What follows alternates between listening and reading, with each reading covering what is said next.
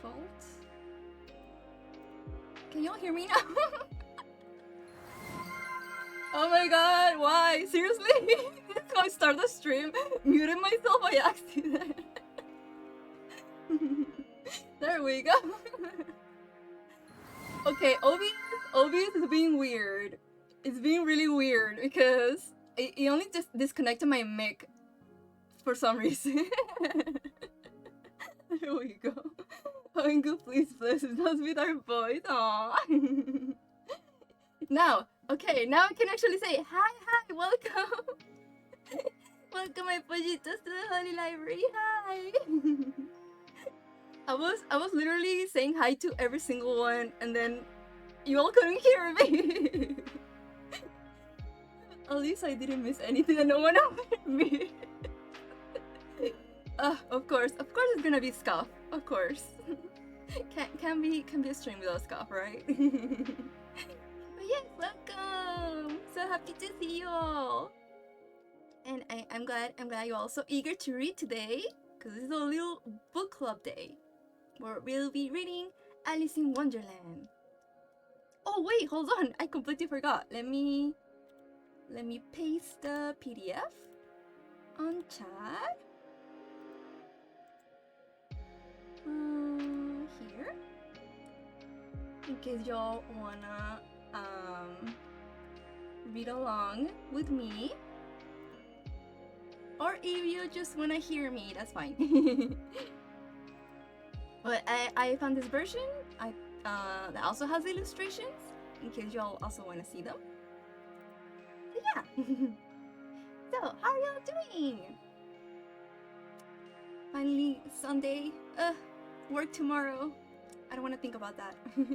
I just want to read and forget about work. Love Alice in Wonderland. Oh, me too. Honestly, I never read the book before. Even though I've always loved the adaptation of Alice in Wonderland, any adaptation of Alice in Wonderland, and I love references to Alice in Wonderland on stuff, especially anime, but I never actually read the book. Unfortunately, I have to work on the assignment I procrastinated on week 2 and in the trenches. Oh no, I'm so sorry. It's okay. I can be your Imaginarium ASMR in the background. At least you can hear me. I decided to actually check out Ren'Py, which I downloaded like a year ago. Oh wait, is that the one for making RPG games? Fight the good fight, Mono, yes. I will do my best. Yes, Monoji, you can do it. We believe in you. Yeah, it's a visual novel engine. Oh, the visual novel, y'all, that's so cool.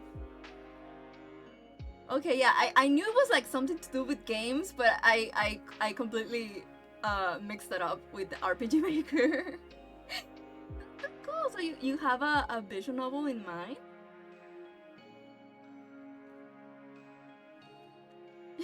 Why are you all flying at? Who's setting bombs already?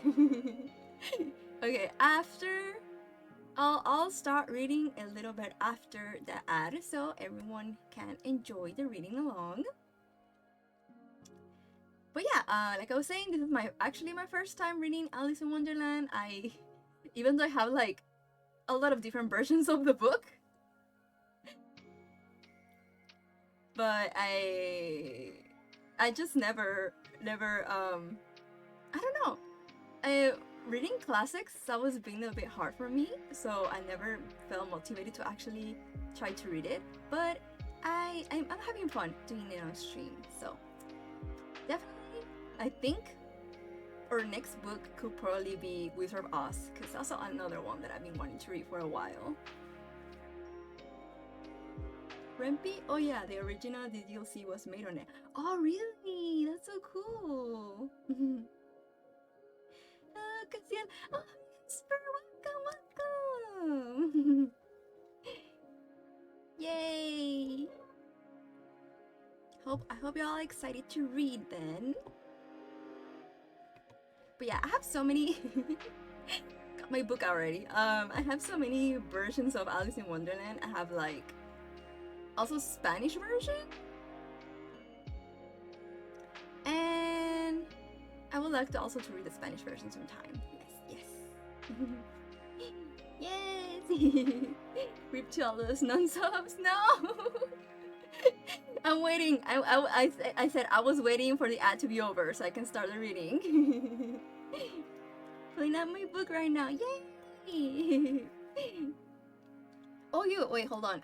Before I forget, let me put out the rules. These are rules that I pull out every time we do a read along stream. Basically, reminder, if you all want to read along with me, the PDF, it's on the pin comment on chat. Some alerts and redeems. Oh, well, actually, alerts. Let me turn that off. The alerts and some redeems are gonna be turned off while reading, so it won't be too distracting. And of course, while I'm reading, you're welcome to chat. Just keep in mind, I probably won't see it until after I've tried to finish a chapter.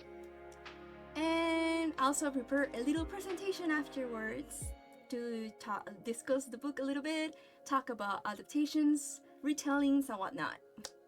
And yeah, that's all you can expect for today's stream. Alright. Get ready with your little books. We're about to start. Let's see. Hopefully I can read well because I don't have my glasses on. This angel is getting old. I need to get new glasses. But also, I can use glasses when I'm having this model, because then no one can actually see. What's it called? Oh, my camera can actually see my face well with my glasses. Okay. Oh yeah, wait. I don't know. This is something that I actually didn't know until I started buying the Alice in Wonderland book. But Alice in Wonderland is actually 2 books. It's Alice's Adventures in Wonderland and Through the Looking Glass. So it's actually 2 books. Luckily, I have both. So those are the both we're gonna be reading today. So let's actually start.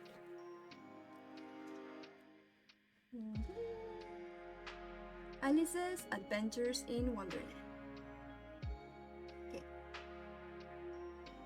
All in the golden afternoon, full leisurely we glide, for both our oars, with little skill, by little arms are plied, while little hands make vain pretense, our wanderings to guide. Ah, cruel tree, in such an hour, beneath such dreamy weather, to beg a tale of breath too weak, to steer the tiniest feather. Yet what can one poor voice avail, against 3 tongues together? Imperious Prima flashes forth, her edict to begin it. In gentle tone, Secunda hopes there will be nonsense in it. While Tertia interrupts the tale, not more than once a minute. Anon, to sudden silence one, in fancy they pursue, that dream child moving through a land of wonders old and new. In friendly chat with a bird or beast, and half believe it true. And ever, as the story drained, the wells of fancy dry, and faintly strove that weary one to put the subject by. The rest next time, it is next time, the happy voices cry. Thus grew the tale of Wonderland, thus slowly one by one, its quiet events were hammered out, and now the tale is done, and home we steer, a merry crew, beneath the setting sun. Alice, a childish story take, and with a gentle hand, laid where a childhood's dreams are twined, in memory's mystic band. Like pilgrims wither wreath of flowers, plucked in a far-off land. Now, Chapter 1. Down the Rabbit Hole. Alice was beginning to get very tired of sitting by her sister on the bank, and of having nothing to do. Once or twice she had peeped into the book her sister was reading, but it had no pictures or conversations in it. And what is the use of a book, thought Alice, without pictures or conversation? So she was considering in her own mind, as well as she could, before the hot day made her feel very sleepy and stupid.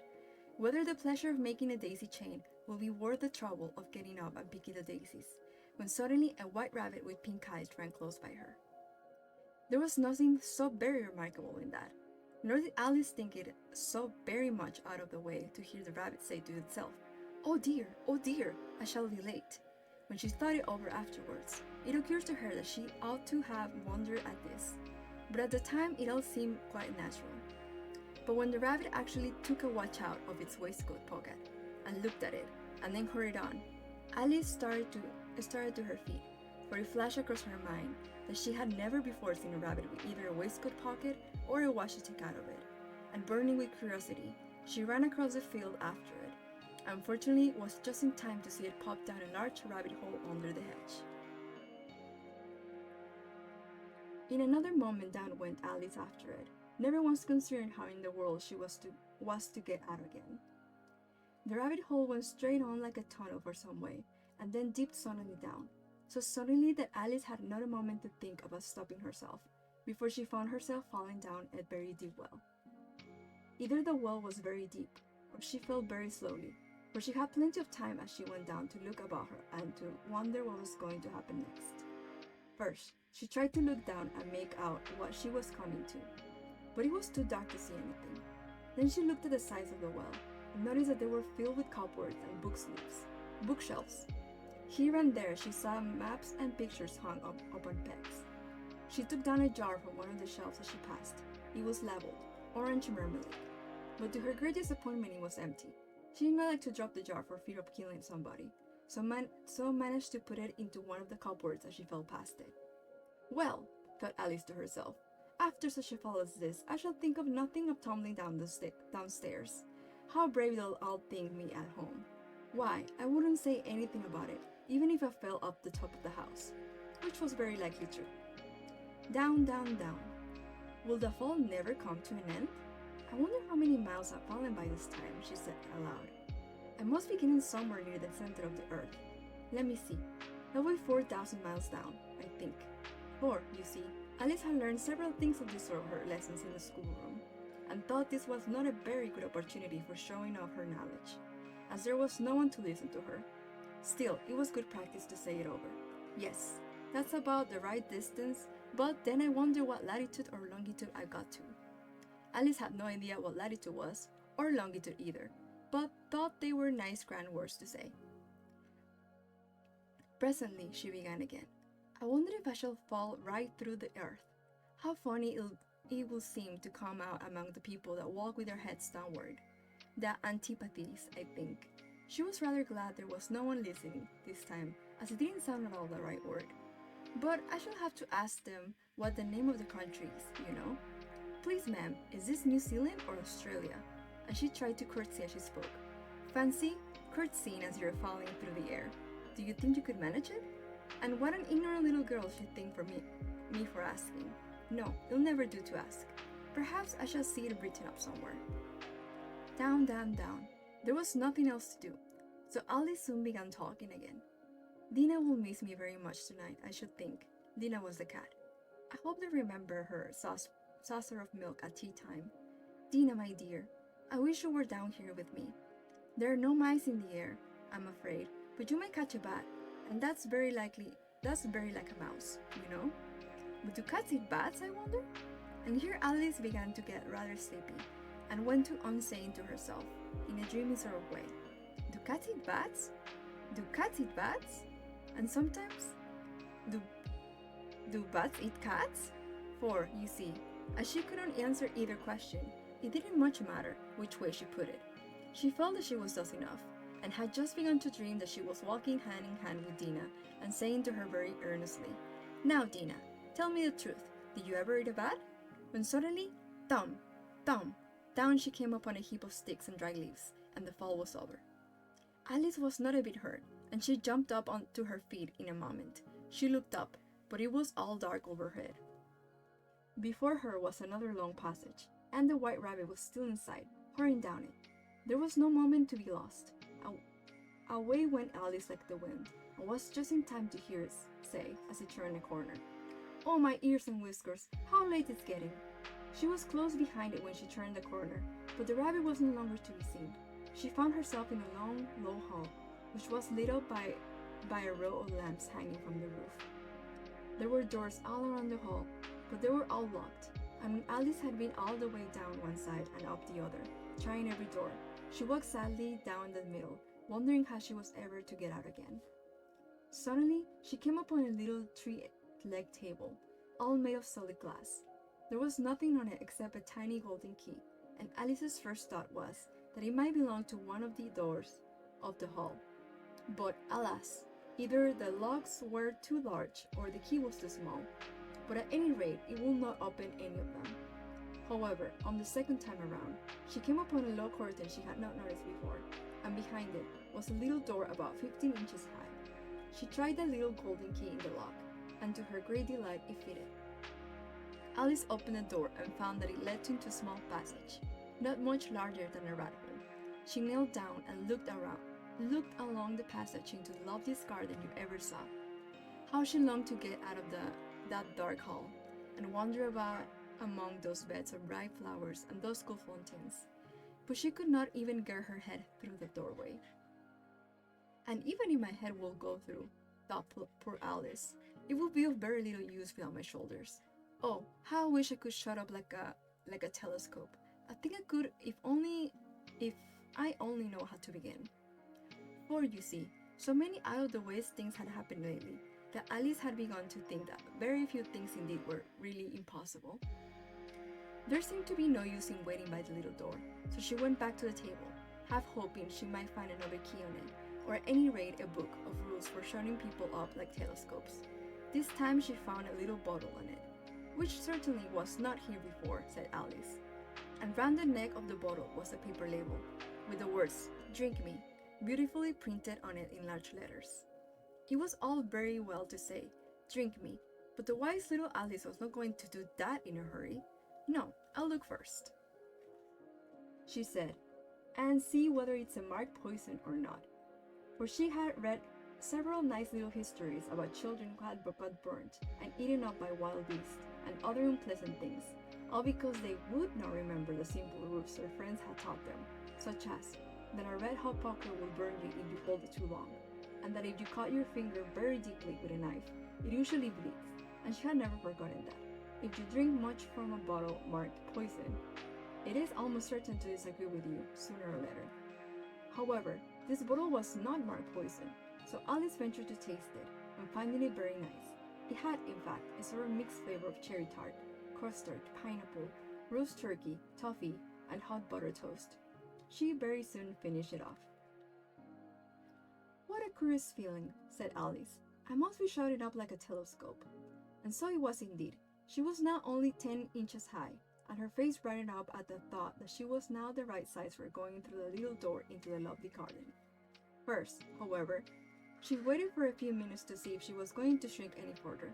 She felt a little nervous about this, for it might end, said Alice to herself, in my going out altogether, like a candle. I wonder what I should be like then. And she tried to fancy what the flame of a candle is like after the candle is blown out, for she could not remember ever having seen such a thing. After a while, finding that nothing more happened, she decided on going into the garden at once. But alas, for poor Alice. When she got on the door, she found she had forgotten the little golden key, and when she went back to the table for it, she found she could not possibly reach it. She could see it quite plainly through the glass, and she tried her best to climb up one of the legs of the table, but it was too slippery, and when she had tired herself out with trying, the poor little thing sat down and cried. "Come, there's no use in crying like that," said Alice to herself rather sharply. "I advise you to leave off this minute." She generally gave herself very good advice, though she very seldom followed it, and sometimes she scolded herself so severely as to bring tears into her eyes. And once she remembers trying to box her own ears for having cheated herself in a game of croquet she was playing against herself. For this curious child was very fond of pretending to be two people. But it's no use now, thought poor Alice, to pretend to be two people. Why, there's hardly enough of me left to make one respectable person. Soon her eye fell on a little glass box that was lying on the table. She opened it, and found in it a very small cake, on which the words, "Eat me," were beautifully marked in currants. Well, I'll eat it, said Alice. And if it makes me grow larger, I can reach the key. And if it makes me grow smaller, I can creep under the door. So either way, I'll get into the garden, and I don't care which happens. She ate a little bit and said anxiously to herself, which way, which way, holding her hand on the top of her head to feel which way it was growing. And she was quite surprised to find that she remained the same size. To be sure, this generally happens when one eats a cake, but Alice had got so much into the way of expecting nothing but out of the way things to happen that it seemed quite dull and stupid for life to go on in the common way. So she set to work, and very soon finished up the cake. Okay, that's chapter 1. Let me see. My pollito's being obedient? What are you doing, Perla? Why are you setting bombs? We're reading time. Okay. Yeah, I feel like I can picture the story because of watching movies based on it. It's very nice. I'm liking the writing style.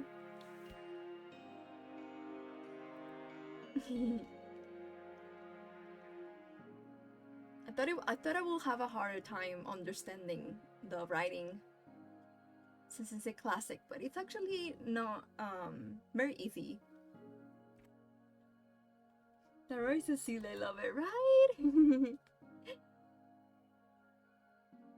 Same, I picture Tim Burton's version all the time. Oh really? I haven't rewatched that version in so long. I was picturing mostly the old Disney version. It's a kid's book. It's meant to be understandable, right? Yeah. But I meant, since it's like a classic, I feel like even children's books from back then are a little bit harder to understand because of the old English language and stuff. Also, need that fighting option so I can fight time glitch. Okay, next time I allow the fighting option for the pollitos. Only for a little bit, cause you all need to behave. You all need to play nice. Okay. I also really love the illustrations. My book have the original illustrations. Really nice. Pollito's Devil War.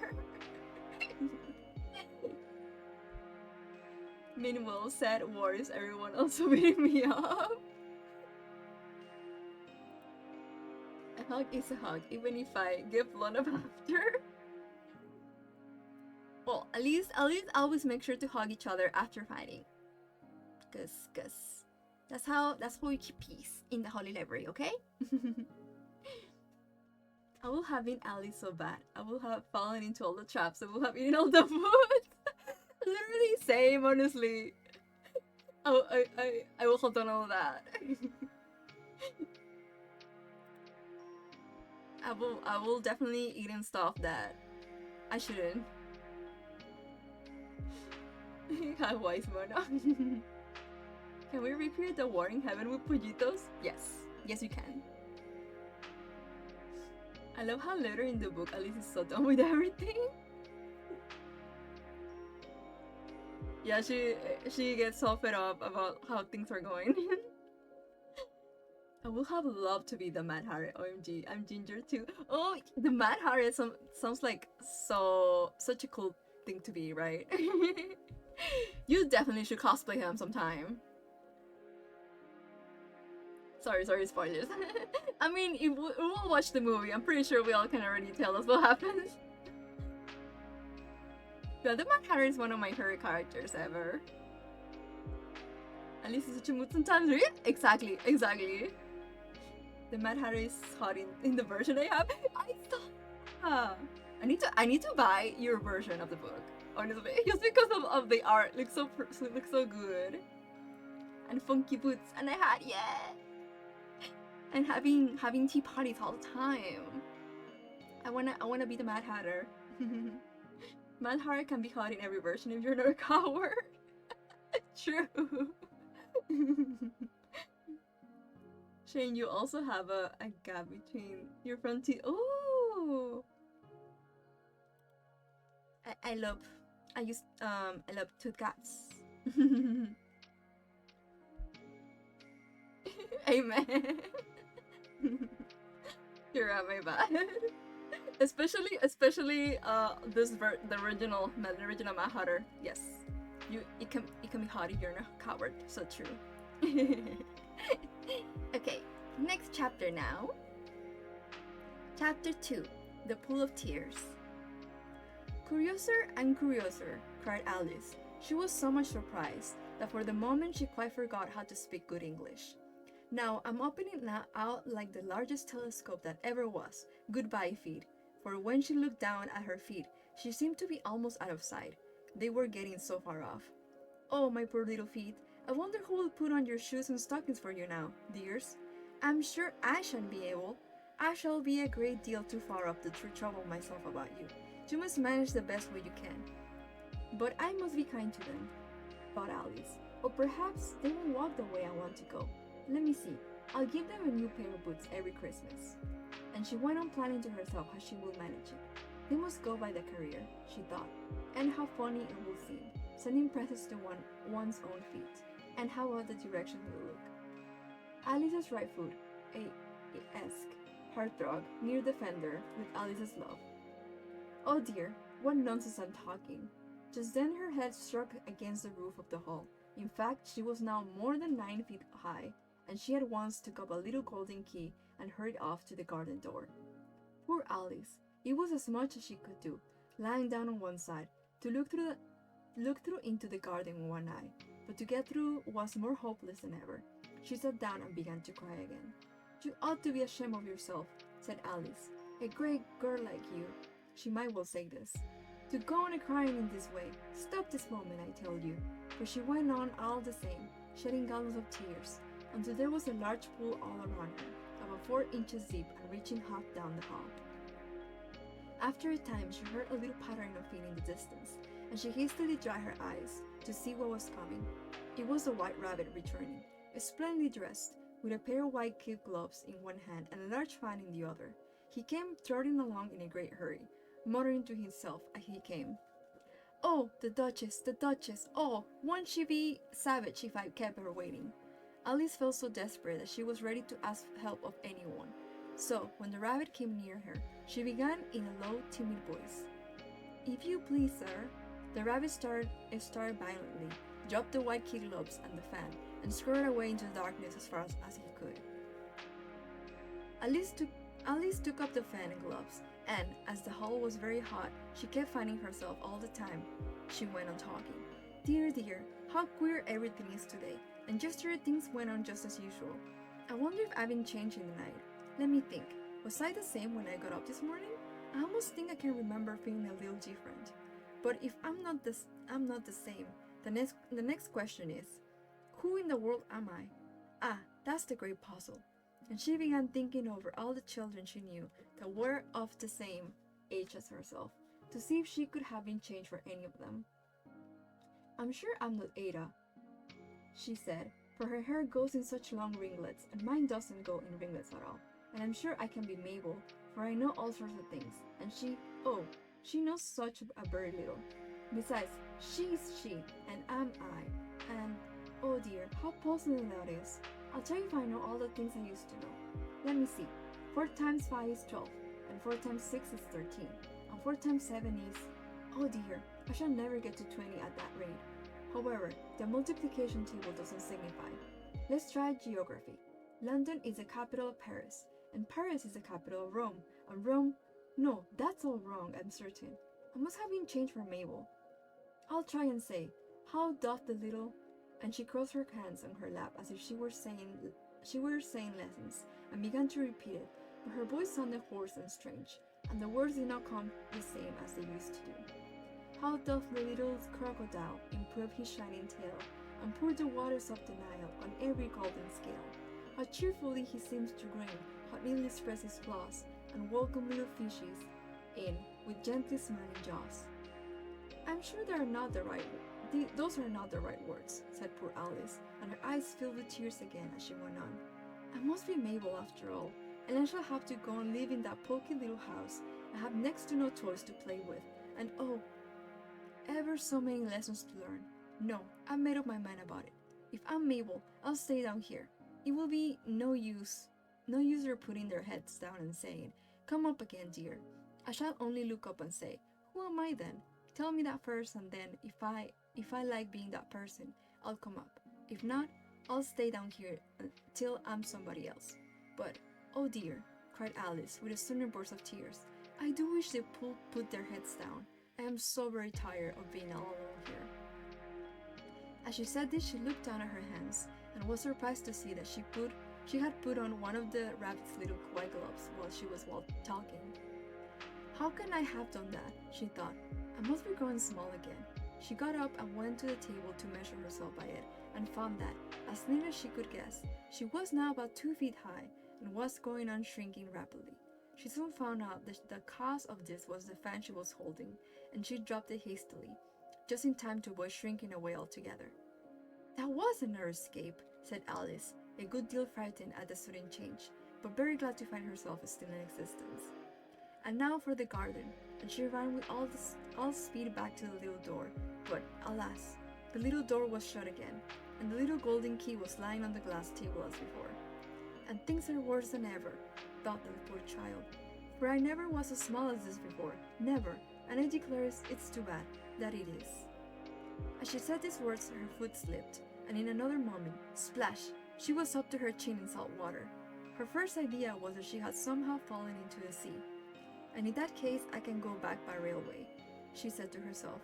Alice had been to the seaside once in her life, and had come to the general conclusion that whenever you go to on the English coast, you find a number of bathing machines in the sea, some children digging in the sand with wooden spades, then a row of lodging houses, and behind them a railway station. However, she soon made out that she was in the pool of tears which she had wept when she was 9 feet high. I wish I hadn't cried so much, said Alice, as she swam about, trying to find her way out. I shall be punished for it now, I suppose, by being drowned in my own tears. That will be a queer thing, to be sure. However, everything is queer today. Just then she heard something splashing about in the pool a little way off, and she swam nearer to make out what it was. At first she thought it must be a walrus or a hippopotamus, but then she remembered how small she was now, and she soon made out that it was only a mouse that had slipped in like herself. Will it be of any use now, thought Alice, to speak to this mouse? Everything is so out of the way down here that I should think they very likely can talk. At any rate, there's no harm in trying. So she began. Oh mouse, do you know the way out of this pool? I am very tired of swimming about here. Oh mouse. Alice thought this must be the right way of speaking to a mouse. She had never done such a thing before, but she remembered having seen in her brother's Latin grammar, a mouse of a mouse, to a mouse, oh mouse. The mouse looked at her rather inquisitively, and seemed to her to wink with one of its little eyes, and it said nothing. Perhaps it doesn't understand English, thought Alice. I dare say it's a French mouse, come over with William the Conqueror. For, with all her knowledge of history, Alice had no very clear notion how long ago anything had happened. So she began again. Au est machate? Which was the first sentence in her French lesson book. The mouse gave a sudden leap out of the water, and seemed to quiver all over with fright. Oh, I beg your pardon, cried Alice hastily, afraid that she had hurt the poor animal's feelings. I quite forgot you didn't like cats. Not like cats? Cried the mouse in a shrill, passionate voice. Would you like cats if you were me? Well, perhaps not, said Alice in a soothing tone. Don't be angry about it, and yet I wish I could show you our cat Dina. I think you take a fancy to Cassie, you will only see her. She's such a dear, quiet thing. Alice went on, half to herself, as she swam lazily about in the pool. And she sits purring so nicely by the fire, licking her paws and washing her face. And she's such a nice soft thing to nurse. And she's such a capital one for catching mice. Oh, I beg your pardon, cried Alice again, for this time the mouse was bristling all over, and she felt certain it must be really offended. We won't talk about her anymore if you'd rather not. We indeed, cried the mouse, who was trembling down to the end of his tail. As if I will talk on such a subject. Our family always hated cats. Nasty, low, vulgar things. Don't let me hear that name again. I won't indeed, said Alice, in a great hurry to change the subject of conversation. Are you fond of dogs? The mouse did not answer, so Alice went on eagerly. There is such a nice little dog near your house I should like to show you. A little bright-eyed terrier, you know, with such long curly brown hair. And it will fetch things when you throw them, and it will sit up and beg for its dinner, and all sorts of things. I can't remember half of them. And it belongs to a farmer, you know, and he says it's so useful. It's worth £100. He says he kills all the rats and... Oh dear, cried Alice in a sorrowful tone. I'm afraid I offended it again. For the mouse was swimming away from her as hard as it could go, making quite a commotion in the pool as it went. So she called softly after it. Mouse dear, do come back again, and we won't talk about cats or dogs either, if you don't like them.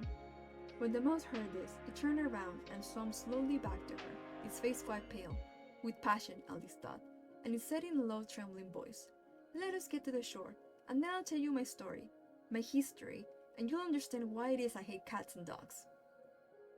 It was high time to go, for the pool was getting quite crowded with the birds and animals that had fallen into it. There were a dog and a dodo, a lory and an eaglet, and several other curious creatures. Alice led the way, and the whole party swam to the shore. Okay.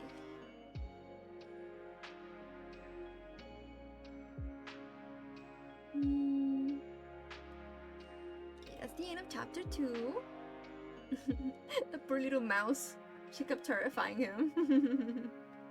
I think it was really cute how she kept messing up, trying not to make him scared, and just kept mentioning animals like eat rats and mouses. Pobrecito. Yeah, I like the humor in this book. It's really cute. Silly and cute. Okay. Ooh.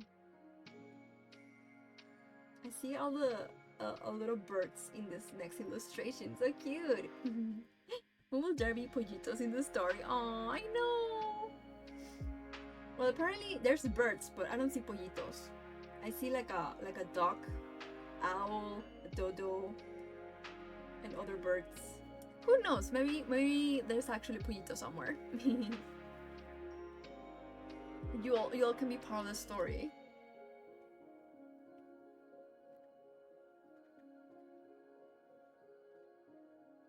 Okay.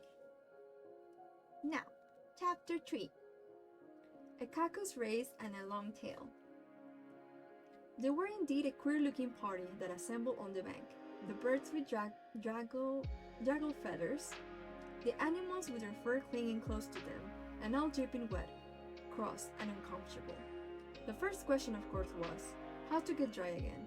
They had a consultation about this, and after a few minutes it seemed quite natural to Alice to find herself talking familiarly with them, as she had known them all her life. Indeed, she had quite a long argument with the lory, who at last turned sulky, and would only say, I am older than you, and must know better. And this Alice would not allow without knowing how old it was, and as the lory positively refused to tell its age, there was no more to be said. At last the mouse, who seemed to be a person of authority among them, called out, Sit down, all of you, and listen to me. I'll soon make you dry enough. They all sat down at once, in a large ring, with the mouse in the middle. Alice kept her eyes anxiously fixed on it, for she felt sure she would catch a bad cold if she did not get dry very soon. Ahem, said the mouse with an important air. Are you all ready? This is the driest thing I know. Silence all around, would you please?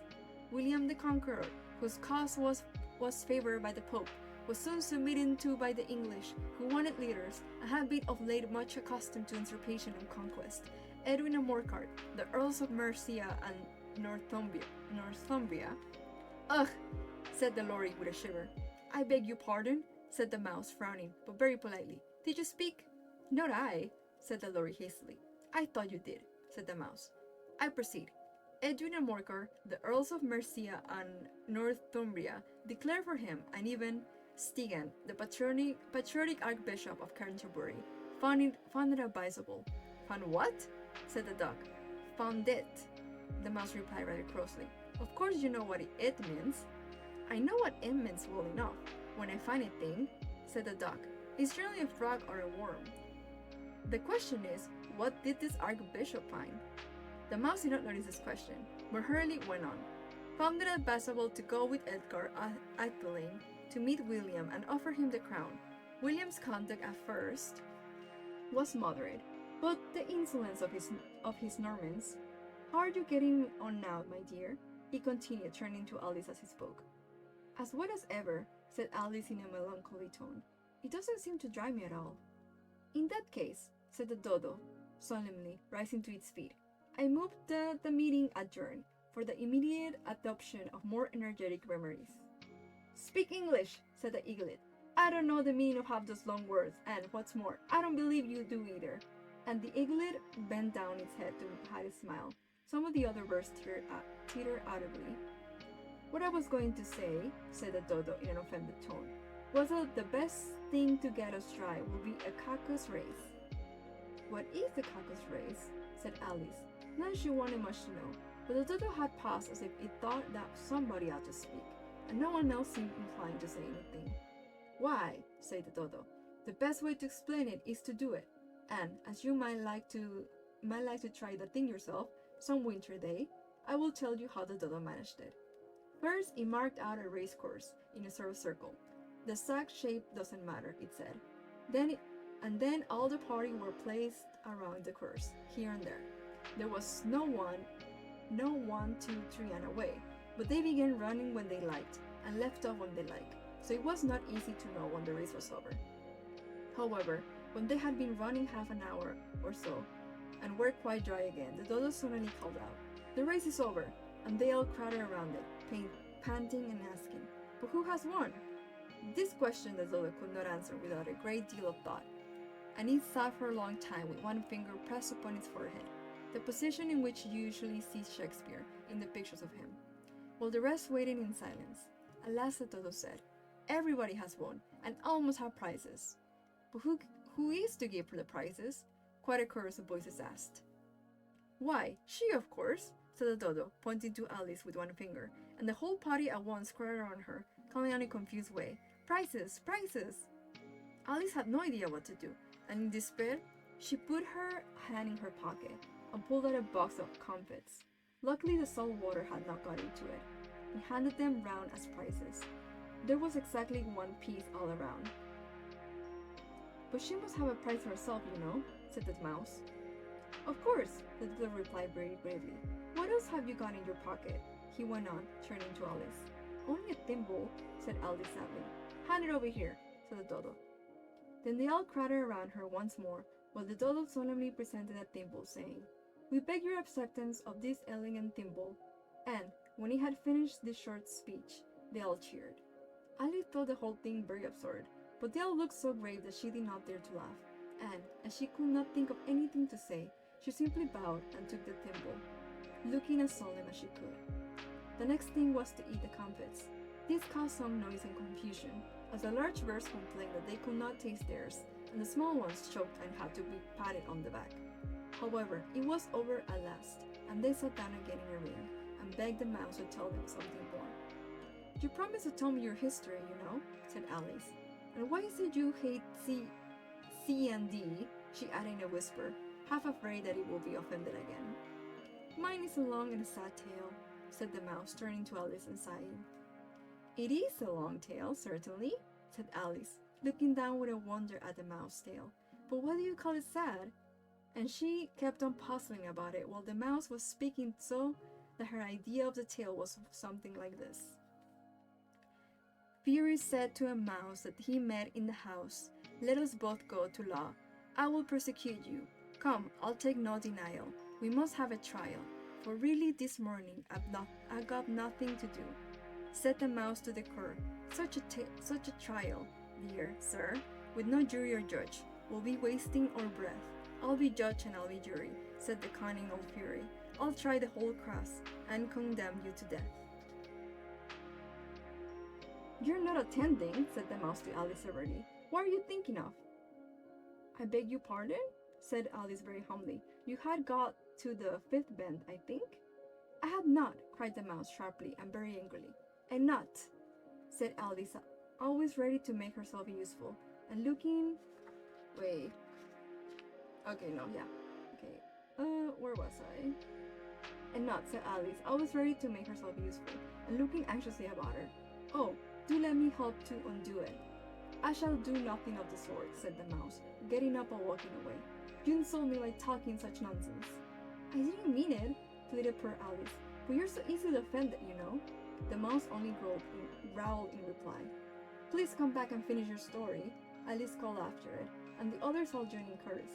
Yes, please do. But the mouse only shook its head impatiently and walked a little quicker. What a pity it wouldn't stay, sighed the lorry, as soon as it was quite outside, and an old crab took the opportunity of saying to her daughter, Ah, my dear, let this be a lesson to you to never to lose your temper. Hold your tongue, ma, said the young crab a little snappily. You're enough to try the patience of an oyster. I wish I had our Dina here. I know I do, said Alice aloud, addressing nobody in particular. She'd soon fetch it back. And who is Dina, if I may venture to ask the question? Said the lorry. Alice replied eagerly, for she was always ready to talk about her pet. Dina's her cat, and she's such a capital one for catching mice you can think. And oh, I wish you could see her after the birds. Why, she will eat a little bird as soon as look at it. This speech caused a remarkable sensation among the party. Some of the birds hurried off all at once.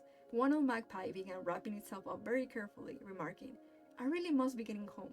The night air doesn't suit my throat. And a canary called out in a trembling voice to its children, Come away, my dears. It's high time you were all in bed. On various pretexts they all moved off, and Alice was soon left alone. I wish I hadn't mentioned Dina, she said to herself in a melancholy tone. Nobody seems to like her down here, and I'm sure she's the best cat in the world. Oh, my dear Dina, I wonder if I shall ever see you anymore. And here poor Alice began to cry again, for she felt very lonely and low-spirited. In a little while, however, she again heard a little pattering of footsteps in that distance, and she looked up eagerly, half hoping that the mouse had changed his mind and was coming back to finish his story. Okay. That's the end of the chapter. Wait, what happened? Hold on, wait. I was isekai into Alice in Wonderland as a pollito. That would be a really good story. Next book selling manga, yes. Coincidentally, I was watching an isekai villainous anime right before stream that I'm really liking so far. Is someone called a dodo, or is there a dodo? Oh yeah, it's a dodo. They're all animals so far in the story. Oh, so I recently moved to a new town in the UK, and it turns out that that's where the author of Alice in Wonderland lived. They have a whole Alice in Wonderland museum and street art statues of the characters everywhere. Oh my god, that's so cool! I want to go there! Oh, that's so nice. I need to find out where so I can go someday. Whenever I ever visit Europe. The fact that there's a dodo makes me so happy, right? I was just thinking that, like, he probably, when he wrote this, dodos were still around. It makes me so sad to think about that. Dina's such a menace. Yes. Poor Dina, tormenting every animal, and Alice just, for some reason, just keeps mentioning that. Also, it's really interesting to see the way some of the stuff here is, like, how do you say it, formatted? Because when the little mouse was telling his story, it's shaped like a mouse tail. So it was a bit hard for me to read because the letters just kept getting like smaller and smaller. I was struggling. And since it was like a few words, I didn't really understand what their mouth was saying. I was just like, huh? Wait, what? What is this story? Like a liar? Something about liar or something? I was so lost.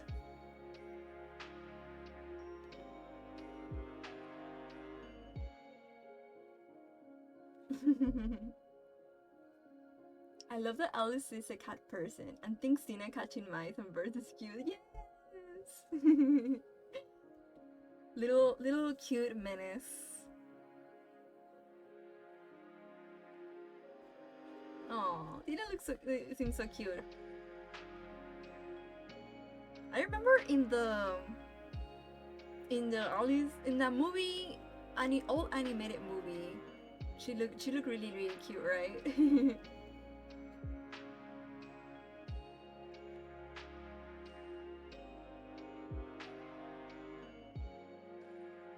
Also, there is some words here that I was a bit confused about. What was the word? I was trying to... What is the stuff that Alice gave the birds as a prize? Thimble. What's a thimble? I feel like I need to look that up. Context-wise, I was guessing it was something to eat, since they were eating it, but I have no idea what that is.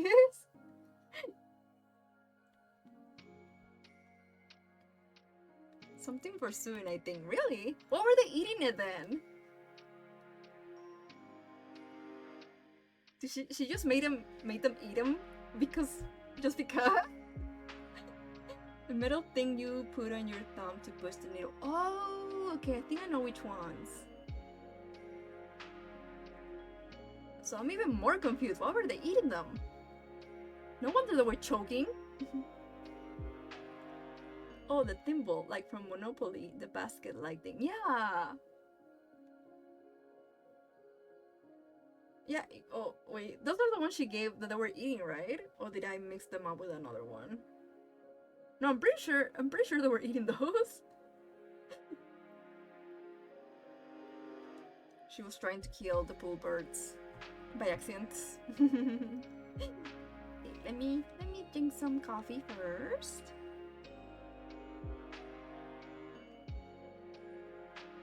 Well, a thimble of a drink means a very small amount of it, like less than a shot. Oh. I don't know, the way they make it sound, I thought it was like a pastry or something. I was picturing like cookies or something like that. So the fact that it's not that at all is so confusing to me.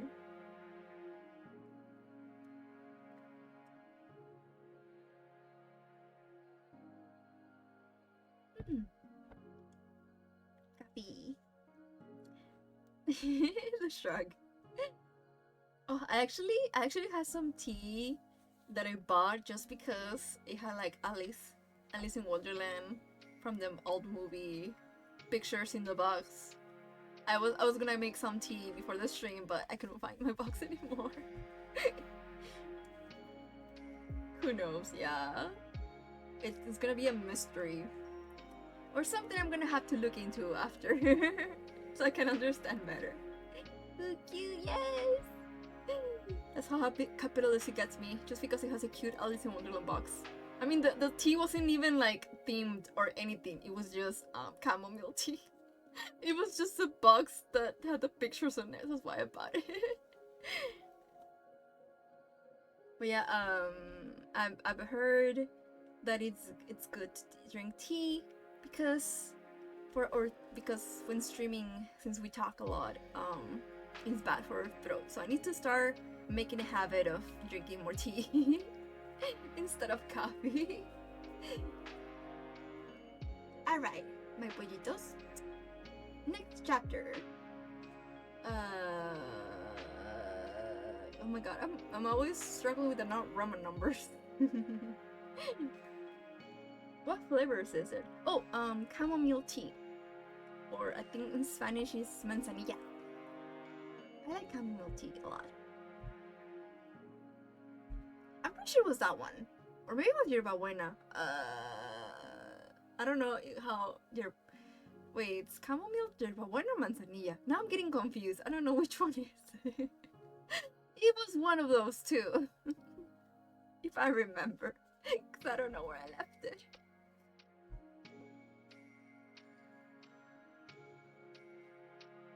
Manzanilla is chamomile. Okay. Thank you, Uni, for cleaning that up. Okay, I was right then.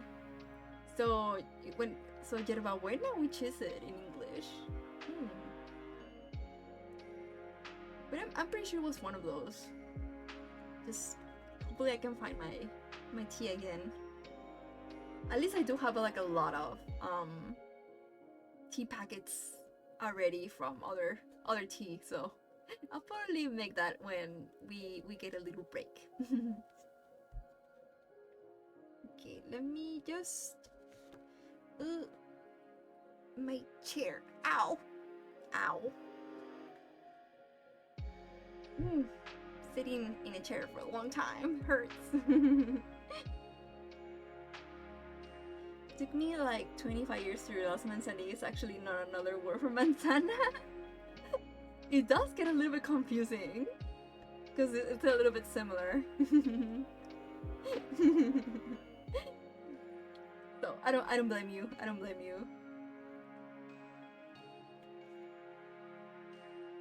Okay. I think it's chapter 4. The rabbit sends in a little bill.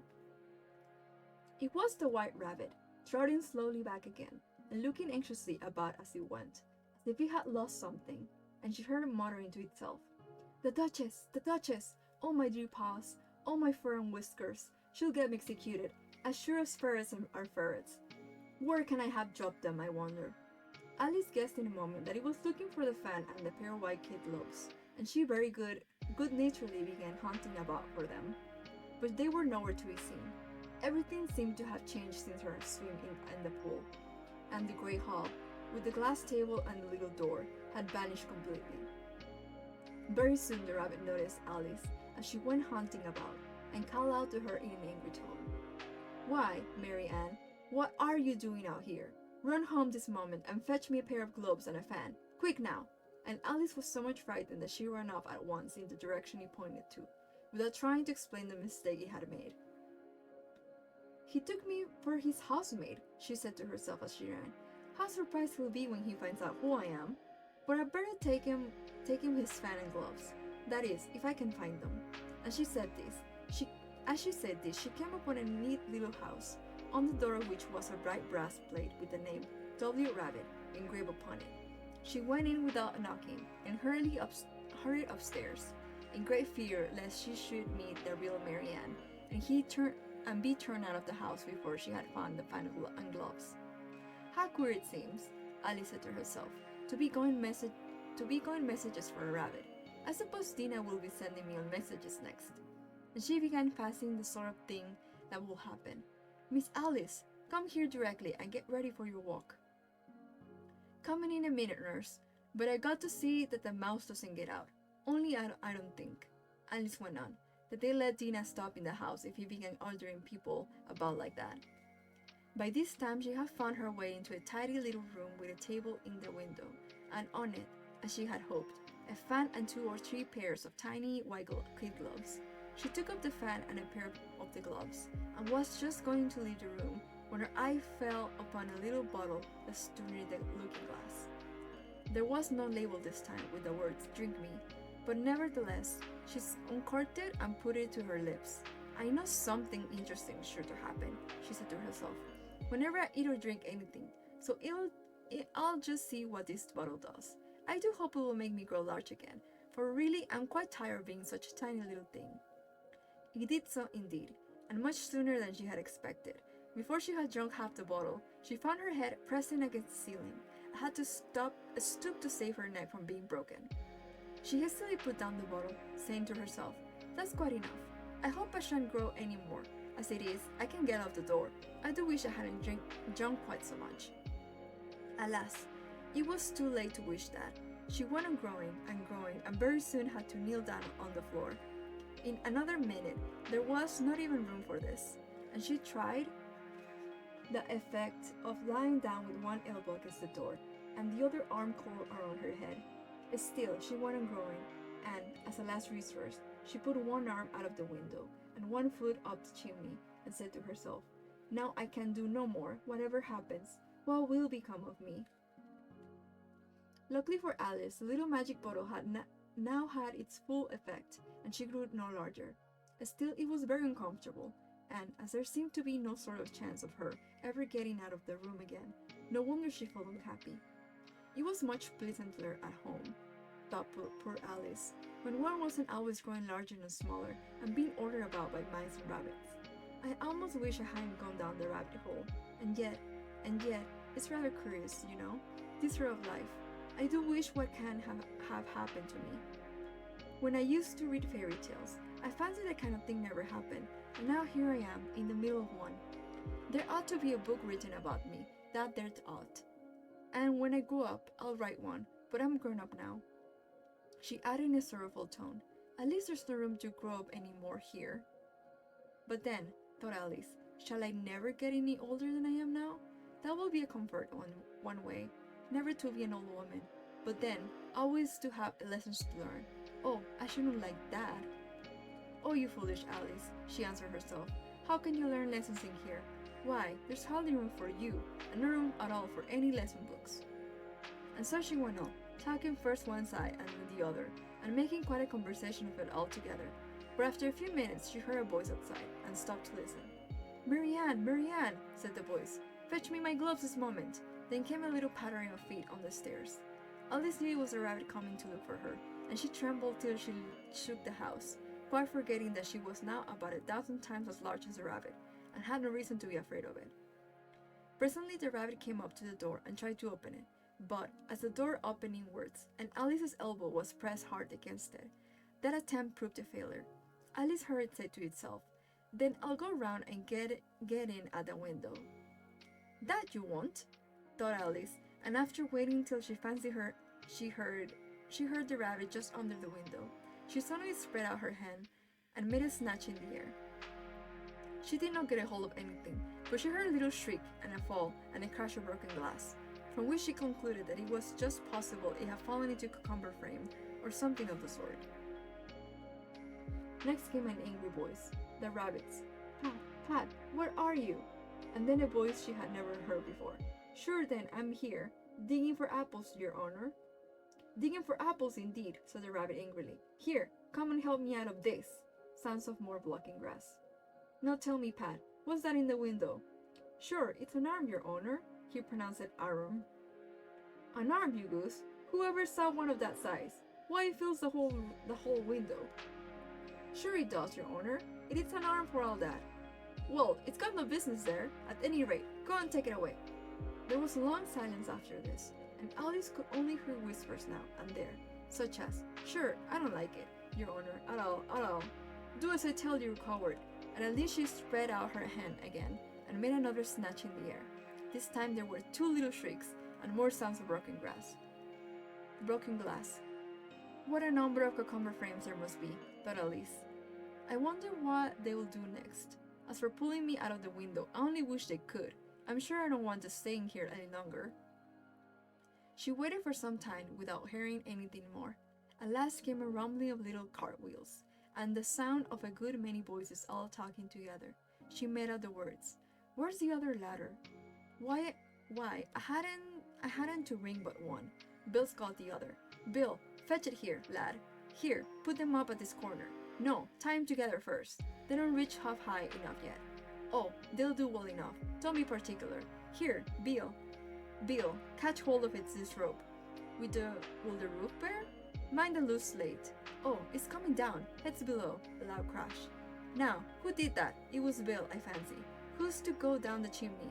Nay, I shan't. You do it." "That I won't do then. Bill's to go down. Here, Bill. The master says you're to go down the chimney." "Oh, so Bill's got to come down the chimney, has he?" said Alice to herself. "Shy, they seem to put everything upon Bill. It wouldn't be in Bill's place for a good deal. This fireplace is narrow, to be sure, but I think I can kick a little." She drew her foot as far down the chimney as she could, and waited till she heard a little animal, she couldn't guess of what sort it was, scratching and scrambling down about in the chimney, close above her. Then, saying to herself, "This is Bill," she gave one sharp kick, and waited to see what would happen next. The first thing she heard was a general chorus of, "There goes Bill," then the rabbit's voice alone. "Catch him, you by the hedge," then silence, and then another confusion of voices. "Hold up his head. Brandy now. Don't choke. Don't choke him. How was it, old fellow? What happened to you? Tell us all about it." Last came a little feeble, squeaking voice. "That's Bill," thought Alice. "Well, I hardly know. No more thank ye. I'm better now. But I'm a deal too flustered to tell you. All I know is something comes at me like a jack-in-the-box, and up I goes like a skyrocket." "So you did, old fellow," said the others. "We must burn the house down," said the rabbit's voice, and Alice called out as loud as she could. "If you do, I'll set Dean at you." There was a dead silence instantly, and Alice thought to herself, "I wonder what they will do next. If they had any sense, they'd take the roof off." After a minute or two, they began moving about again, and Alice heard the rabbit say, "A barrowful will do, to begin with." "A barrowful of what?" thought Alice, but she had not long to doubt, for the next moment a shower of little pebbles came rattling in at the window, and some of them hit her in the face. "I'll put a stop to this," she said to herself, and shouted out, "You better not do that again," which produced another dead silence. Alice noticed with some surprise that the pebbles were all turning into little cakes as they lay on the floor, and a bright idea came into her head. "If I eat one of these cakes," she thought, "it's sure to make some change in my size. And if it can't possibly make me larger, it must make me smaller, I suppose." So she swallowed one of the cakes, and was delighted to find that she began shrinking directly. As soon as she was small enough to get through the door, she ran out of the house, and found quite a crowd of little animals and birds waiting outside. That poor little lizard, Bill, was in the middle, being held up by 2 guinea pigs, who weren't giving it something out of a bottle. They all made a rush at Alice the moment she appeared, but she ran off as hard as she could, and soon found herself safe in a thick wood. "The first thing I got to do," said Alice to herself, as she wandered about in the wood, "is to grow to my right size again, and the second thing is to find my way into the lovely garden. I think that will be the best plan." It sounded an excellent plan, no doubt, and very neatly and simply arranged. The only difficulty was that she had not the smallest idea how to set about it, and while she was peering about anxiously among the trees, a little sharp bark just over her head made her look up in a great hurry. An enormous puppy was looking down at her with large round eyes, and feebly stretching out one paw, trying to touch her. "Poor little thing," said Alice in a coaxing tone, and she tried hard to whistle to it, but she was terribly frightened all the time at the thought that it might be hungry, in which case it would be very likely to eat her up in spite of all her coaxing. Hardly knowing what she did, she picked up a little bit of stick and held it out to the puppy, whereupon the puppy jumped into the air off all its feet at once, with a yelp of delight, and rushed at the stick, and made believe to worry it. Then Alice dodged behind a great thistle to keep herself from being run over, and the moment she appeared on the other side, the puppy made another rush at the stick, and tumbled head over heels in its hurry to get a hold of it. Then Alice, thinking it was very likely having a game of play with a cart horse, and expecting every moment to be trampled under its feet, ran round the thistle again. Then the puppy began a series of short charges at the stick, running a very little way forwards each time, and a long way back, and barking hoarsely all the while, till at last it sat down a good way off, panting with its tongue hanging out of its mouth, and its great eyes half shut. This seemed to Alice a good opportunity for making her escape. So she set off at once, and ran till she was quite tired and out of breath, until the puppy's bark sounded quite faint in the distance. "And yet what a dear little puppy was," said Alice, as she leaned against a buttercup to rest herself, and fanned herself with one of the leaves. I should have liked teaching it tricks very much if I'd only been the right size to do it. Oh dear, I nearly forgot that I've got to grow up again. Let me see. How is it to be managed?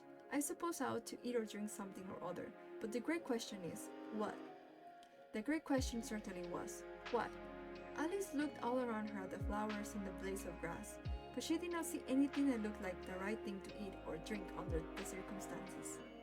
There was a large mushroom growing near her, about the same height as herself, and when she had looked under it, and on both sides of it, and behind it, it occurred to her that she might as well look and see what was on top of it. She stretched herself up on tiptoe, and peeped over the edge of the mushroom, and her eyes immediately met those of a large caterpillar that was sitting on the top with its arms folded, quietly smoking a long hookah, and taking not the smallest notice of her or of anything else.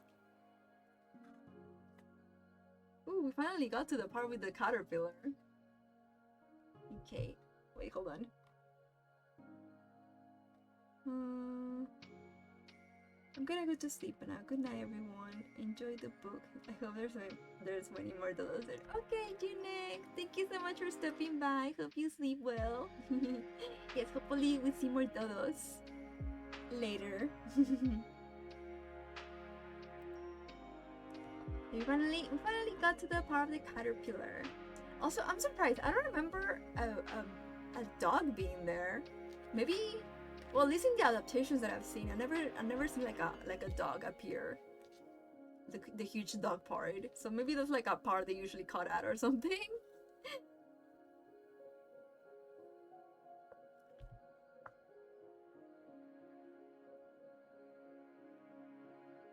Yeah, we see the caterpillar now. Caterpillar who likes smoking. Poor puppy was cut out, yes. What's wrong with the dog? maybe he was too playful. They don't want him. Or I guess because it's when right before she meets the caterpillar, so maybe it doesn't really like seems important to the story. Also, something I noticed, Alice talks to herself a lot. I feel that. The way she just keeps arguing and talking to herself and like such a mood.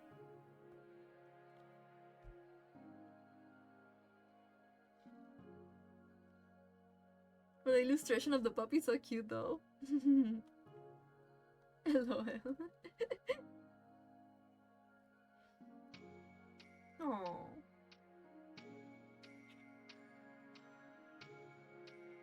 Cute puppy.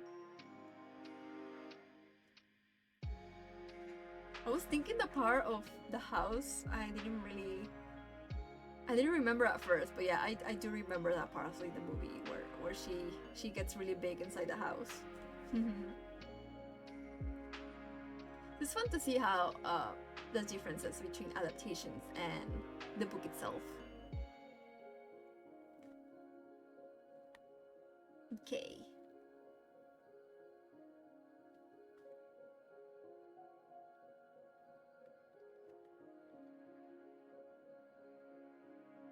Chapter 5. Advice from a Caterpillar. The caterpillar and Alice looked at each other for some time in silence. At last the caterpillar took the hookah out of its mouth and addressed her in a languid, sleepy voice. "Who are you?" said the caterpillar. This was not an encouraging opening for a conversation. Alice replied rather shyly. I hardly know, sir. Just at present, at least I know who I was when I got up this morning, but I think I must have been changed several times since then." "What do you mean by that?" said the caterpillar sternly. "Explain yourself." "I can't explain myself, I'm afraid, sir," said Alice, "because I'm not myself, you see." "I don't see," said the caterpillar. "I'm afraid I can't put it more clearly," Alice replied very politely, "for I can't understand it myself to begin with, and being so many different sizes in a day is very confusing." "It isn't," said the caterpillar. "Well, perhaps you haven't found it so yet," said Alice, "but when you have to turn into a chrysalis, you will someday, you know, and then after that into a butterfly. I should think you'll feel a little queer, won't you?" "Not a bit," said the caterpillar. Well, perhaps your feelings may be different, said Alice. All I know is, it will feel very queer to me. You, said the caterpillar contemptuously. Who are you? Which brought them back again to the beginning of the conversation. Alice felt a little irritated at the caterpillars making such very short remarks, and she drew herself up and said, very gravely, I think you ought to tell me who you are first. Why? Said the caterpillar. Here was another puzzling question, and as Alice could not think of any good reason, and as the caterpillar seemed to be in a very unpleasant state of mind, she turned away. Come back, the caterpillar called after her. I have something important to say. This sounded promising, certainly. Alice turned and came back again. Keep your temper, said the caterpillar. Is that all? Said Alice, swallowing down her anger as well as she could. No, said the caterpillar. Alice thought she might as well wait, as she had nothing else to do, and perhaps after all it might tell her something worth hearing. For some minutes it puffed away without speaking, but at last it unfolded its arms, took the hookah out of its mouth again, and said, So you think you are changed, do you? I'm afraid I am, sir, said Alice. I can't remember things as I used, and I don't keep the same size for 10 minutes together. Can't remember what things, said the caterpillar. Well, I've tried to say, how doth the little BCB, but it all came different. Alice replied in a very melancholy voice. Repeat. You are old, Father William, said the caterpillar. Alice folded her hands and began. You are old, Father William, the young man said, and your hair has become very white, and yet you insensibly stand on your head. Do you think at your age it is right? In my youth, Father William replied to his son, I fear it might injure the brain, but now that I'm perfectly sure I have none, why, I do it again and again. You're old, said the youth, as I mentioned before, and have grown most uncommonly fat. Did you turn a back somersault in at the door? Pray, what is the reason of that? In my youth, said the sage, as he shook his grey locks, I kept all my limbs very supple, but the use of the ointment when chilling the box. Allow me to tell you a couple? You're old, said the youth, and your jaws are too weak for anything tougher than sweat. Yet you finished the goose with the bones and the beak. Pray, how did you manage to do it? In my youth, said his father, I took to the law and argued each case with my wife, and the muscular strength which he gave to my jaw has lasted the rest of my life. You're old, said the youth. One would hardly suppose that your eye was as steady as ever. Did you balance an eel on the end of your nose? What made you so awfully clever? I have answered your questions, and that is enough, said his father. Don't give yourself airs. Do you think I can listen all day to such stuff? Be off, or I'll kick you downstairs. That is not said right, said the caterpillar.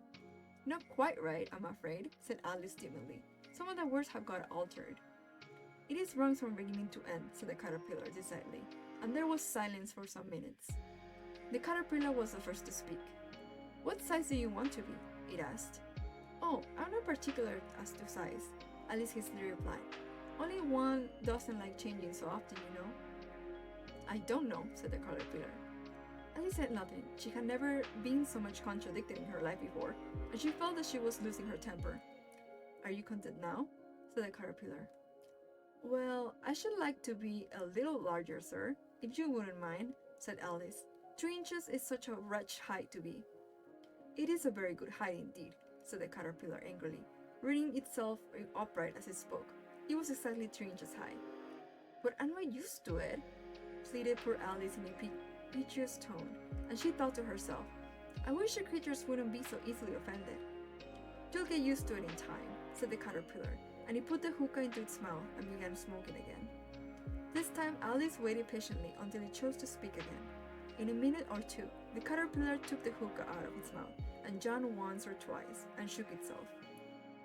Then it got down off the mushroom and crawled away in the grass, merely remarking as it went, One side will make you grow taller, and the other side will make you grow shorter. One side of what? The other side of what? Thought Alice to herself.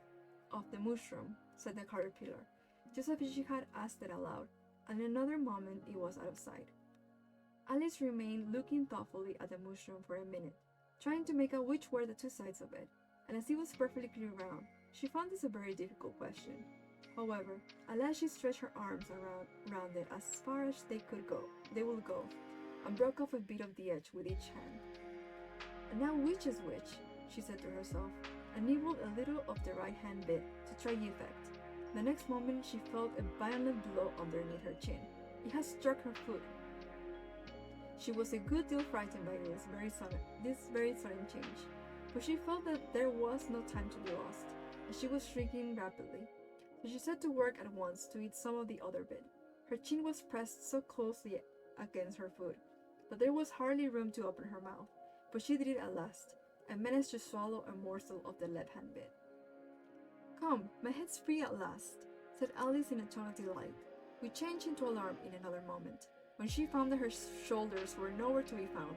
All she could see, when she looked down, was an immense length of neck, which seemed to rise like a stalk out of the sea, out of a sea of green leaves that lay far below her. "What can all the green stuff be?" said Alice, "and where have my shoulders got to? And oh, my poor hands, how is it I can't see you?" She was moving them about as she spoke, but no result seemed to follow, except a little shaking among the distant green leaves. As there seemed to be no chance of getting her hands up to her head, she tried to get her head down to them, and was delighted to find that her neck would bend about easily in any direction, like a serpent. She had just succeeded in curving it down into a graceful zigzag, and was going to dive in among the leaves, which she found to be nothing but the tops of trees, which she had been wandering when a sharp hiss made her draw back in a hurry. A large pigeon had flown into her face, and was beating her badly with its wings. "Serpent!" screamed the pigeon. "I am not a serpent," said Alice indignantly. "Let me alone." "Serpent, I say again," repeated the pigeon, but in a more subdued tone, and added with a kind of sob, "I've tried every way, and nothing seems to suit them." "I haven't the least idea what you're talking about," said Alice. "I've tried the roots of trees, and I've tried banks, and I've tried hedges," the pigeon went on, without attending to her. "But those serpents, there's no pleasing them." Alice was more and more puzzled, but she thought there was no use in saying anything more till the pigeon had finished. "And as if it wasn't trouble enough hatching the eggs," said the pigeon, "but I must be on the lookout for serpents night and day. Why, I haven't had a wink of sleep these 3 weeks." "I am very sorry you've been annoyed," said Alice, who was beginning to see its meaning. "And just as I'd taken the highest tree in the wood," continued the pigeon, raising his voice to a shriek, "and just as I was thinking I should be free of them at last, they must needs come wiggling down from the sky. Ugh, serpent!" "But I am not a serpent, I tell you," said Alice. I'm a... "Well, what are you?" said the pigeon. "I can see you're trying to invent something." I'm a little girl," said Alice, rather doubtfully, as she remembered the number of changes she had gone through that day. "A likely story indeed," said the pigeon in a tone of the deepest contempt. "I've seen a good many little girls in my time, but never one with such a neck as that. No, you're a serpent, and there's no use denying it. I suppose you'll be telling me next that you never tasted an egg." "I have tasted eggs, certainly," said Alice, who was a very truthful child. "But little girls eat eggs quite as much as serpents do, you know." "I don't believe it," said the pigeon. "But if they do, why, then they are a kind of serpent. That's all I can say." This was such a new idea to Alice that she was quite silent for a minute or two, which gave the pigeon the opportunity of adding, "You're looking for eggs. I know that well enough. And what does it matter to me whether you are a little girl or a serpent?" "It matters a good deal to me," said Alice hastily. "But I'm not looking for eggs.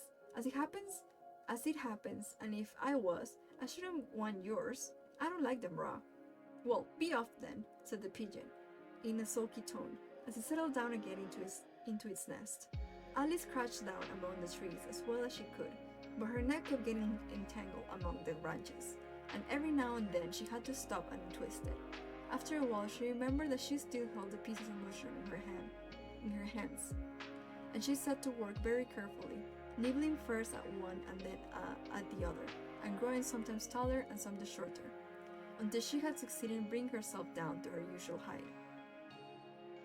It was so long since she had been anything near the right size that it felt quite strange at first,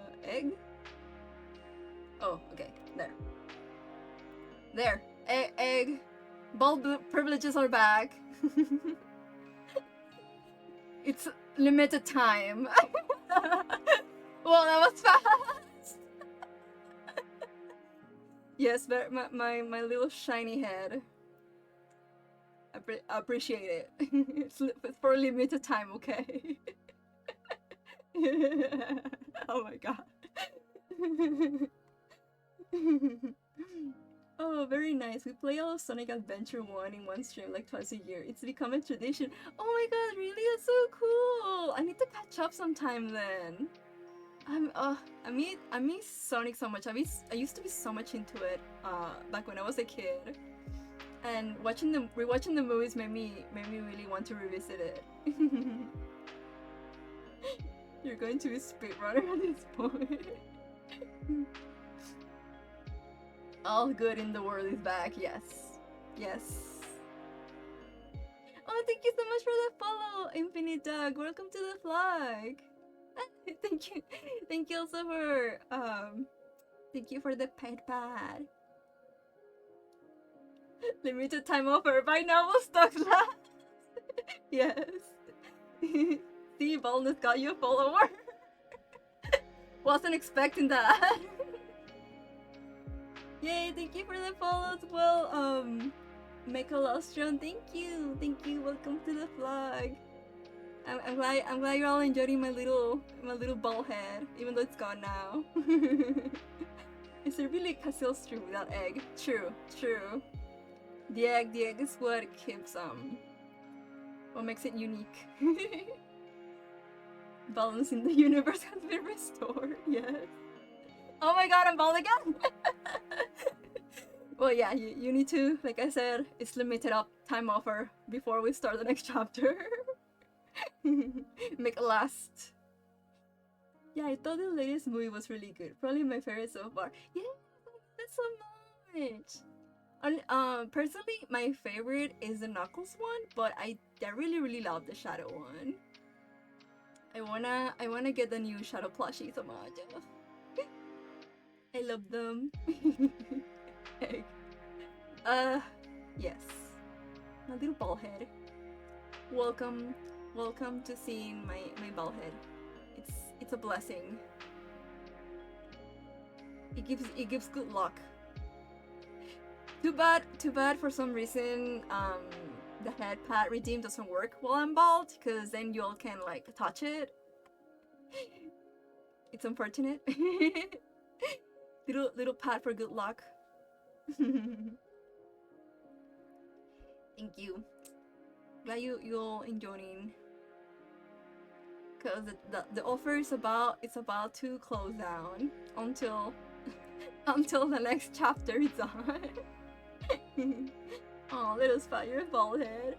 I know. I need to figure out how. I don't know. I don't know if because of the way I set up my toggle redeems that it's not working. So I need to figure out how to make it work.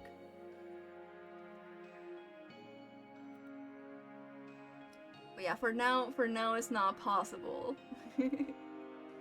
Someday though, I promise you'll get bald head touching privileges as well.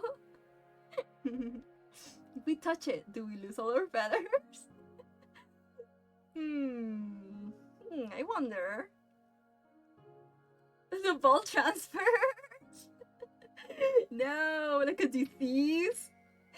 The ball disease. You'll become featherless little chickens.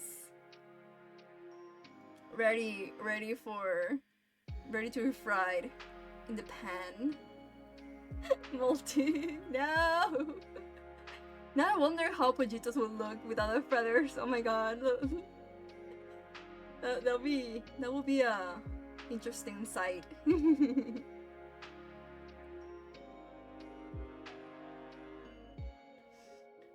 That reminds me, for February, I'm planning to play the Kentucky Fried Chicken visual novel game. So you'll get to see the chicken, fried chickens. I'm so sorry. Yes! I've been wanting to play for so long. Will we lose our feathers or will we turn into eggs? Ooh! That's a good question. I feel like you'll be losing your feathers actually. That seems more more logical. Instead of turning back into egg mode. Unless you become like the cows, the chows from Sonic, and turns into a little egg. But yeah, I've been wanting to play the Kentucky Fried Chicken game in so long. I remember back when I started streaming, and I had my potato laptop. I felt so bad because I was so hyped to play the game on stream, and then right when I tried to play the game, I realized my potato laptop couldn't handle it. Couldn't handle streaming it. I was so disappointed. That game breaks your heart. What, really? I thought it, well, it looks really funny. Does that mean there's like sad endings or something? OMG, no, I know. That was so sad. I remember how I had to like rush trying to find another game to play because everyone was already like on. I was already streaming. It just didn't want to like work. It kept like, I think it was like lagging or something. It was so. I was so sad, but I was also embarrassed that it wasn't working. We all were so excited to play it, and then just I didn't think my a visual novel wouldn't work with my potato laptop at the time. I guess that one was just too, I don't know, too big or something. I don't know. Cause I played other visual novels back then and didn't have as much of an issue. But I'm so glad I don't have to deal with a potato laptop anymore. So now, finally, after I guess 2 years, that was back in 2023 then I think about it, I'll finally get to play. Like God intended. I didn't think correct. Shush. Making fun of my birth brain as usual. Why? 2022 IMG. Yeah. Oh, now that we're in 2025, I'm like, whoa, it's really been so long since I started streaming. I can't believe that was 2 years ago, right? Even though technically I didn't stream for like half a year in 2023 because I was saving up for my PC and getting this current model that I have, getting it rigged and stuff. So I think I only streamed for like a little bit of the first half of 2023, and then the other half I didn't. It was only until last year where I started trying to stream more regularly. But yeah, it feels like so long now. Time passed so fast.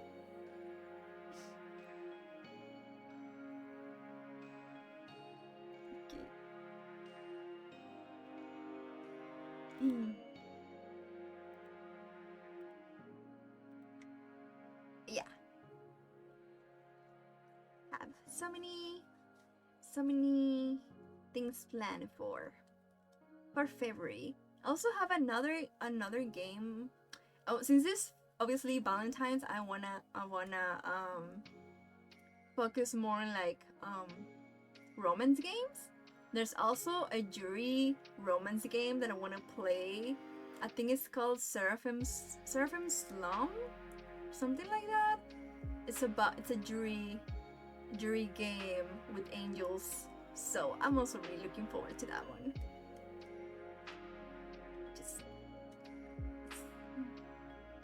I forgot about Valentine. It's getting so close now. I can't believe it. We're almost done with February, and then we're gonna And then I feel like time is gonna pass so fast. Especially the first half of the year always feels so fast to me. So we're gonna have February with Valentine's, and then March, my birthday month, and then April, and then maybe, hopefully May will be my debut if everything goes well.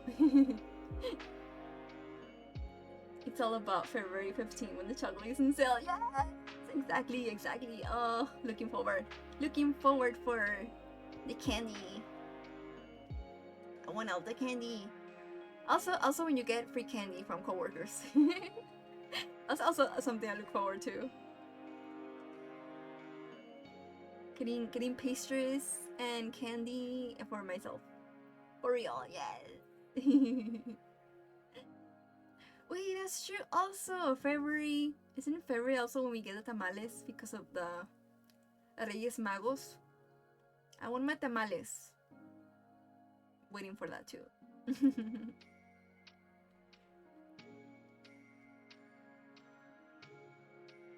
OMG, yeah! Tamales. So much food. Oh, and also Easter. Personally, I really love Easter's because it's I everything it's like the perfect aesthetic for me. I love pastel colors. I love the little bunnies and the pollitos. I love chocolate eggs. I love the candy. So I'm always very excited about Easter time. So much to look forward to. Spring is dead, yay!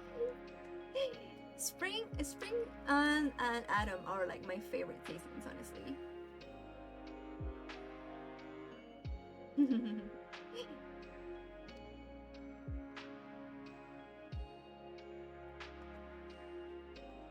Also about the chapter, the way Alice's neck goes so long looks I don't know, the way I picture it looks so creepy. I think in the movie also, well, the animated movie, I'm pretty sure they also show it like that. It's so creepy with the long leg. No wonder she looked like a snake to the poor pigeon. Winter enjoyers me in shambles right now. It's so sad because well, at least depends on where you live, but yeah, the way the weather is right now barely feels like winter. Although, well, here it got very cold last week. I was struggling because at work I was freezing. I didn't even want to move or work. It was so cold. Even though it's not, well, I guess here's supposed to still be winter still, because spring is until May, right? May, April. But now I went back to feeling more like low chill. But yeah, the weather is going to be crazy right now.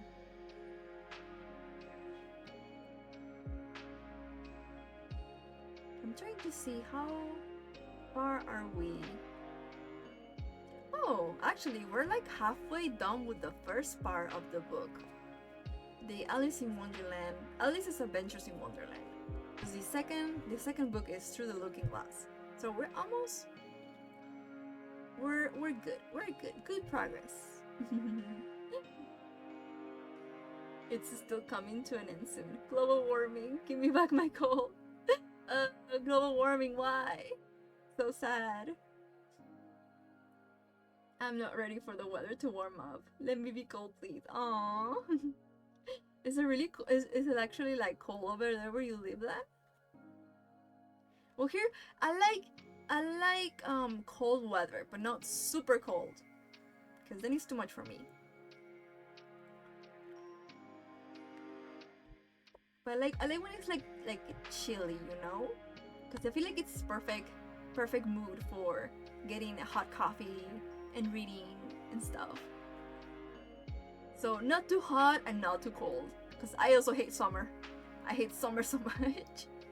I can't stand it. I don't like being sweaty all the time. Oh yeah, hold on. Let me turn off the baldness. Before I forget. There, the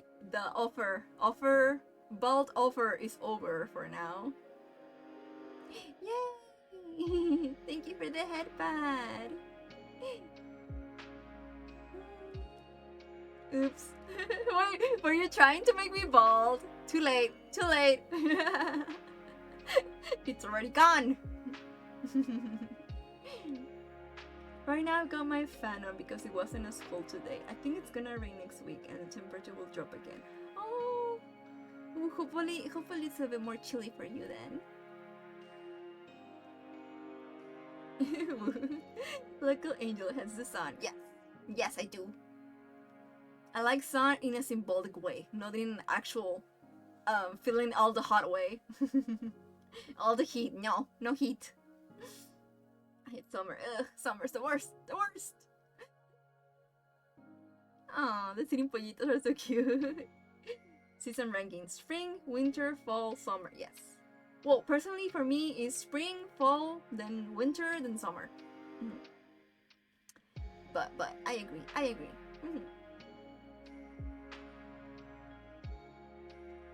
Okay.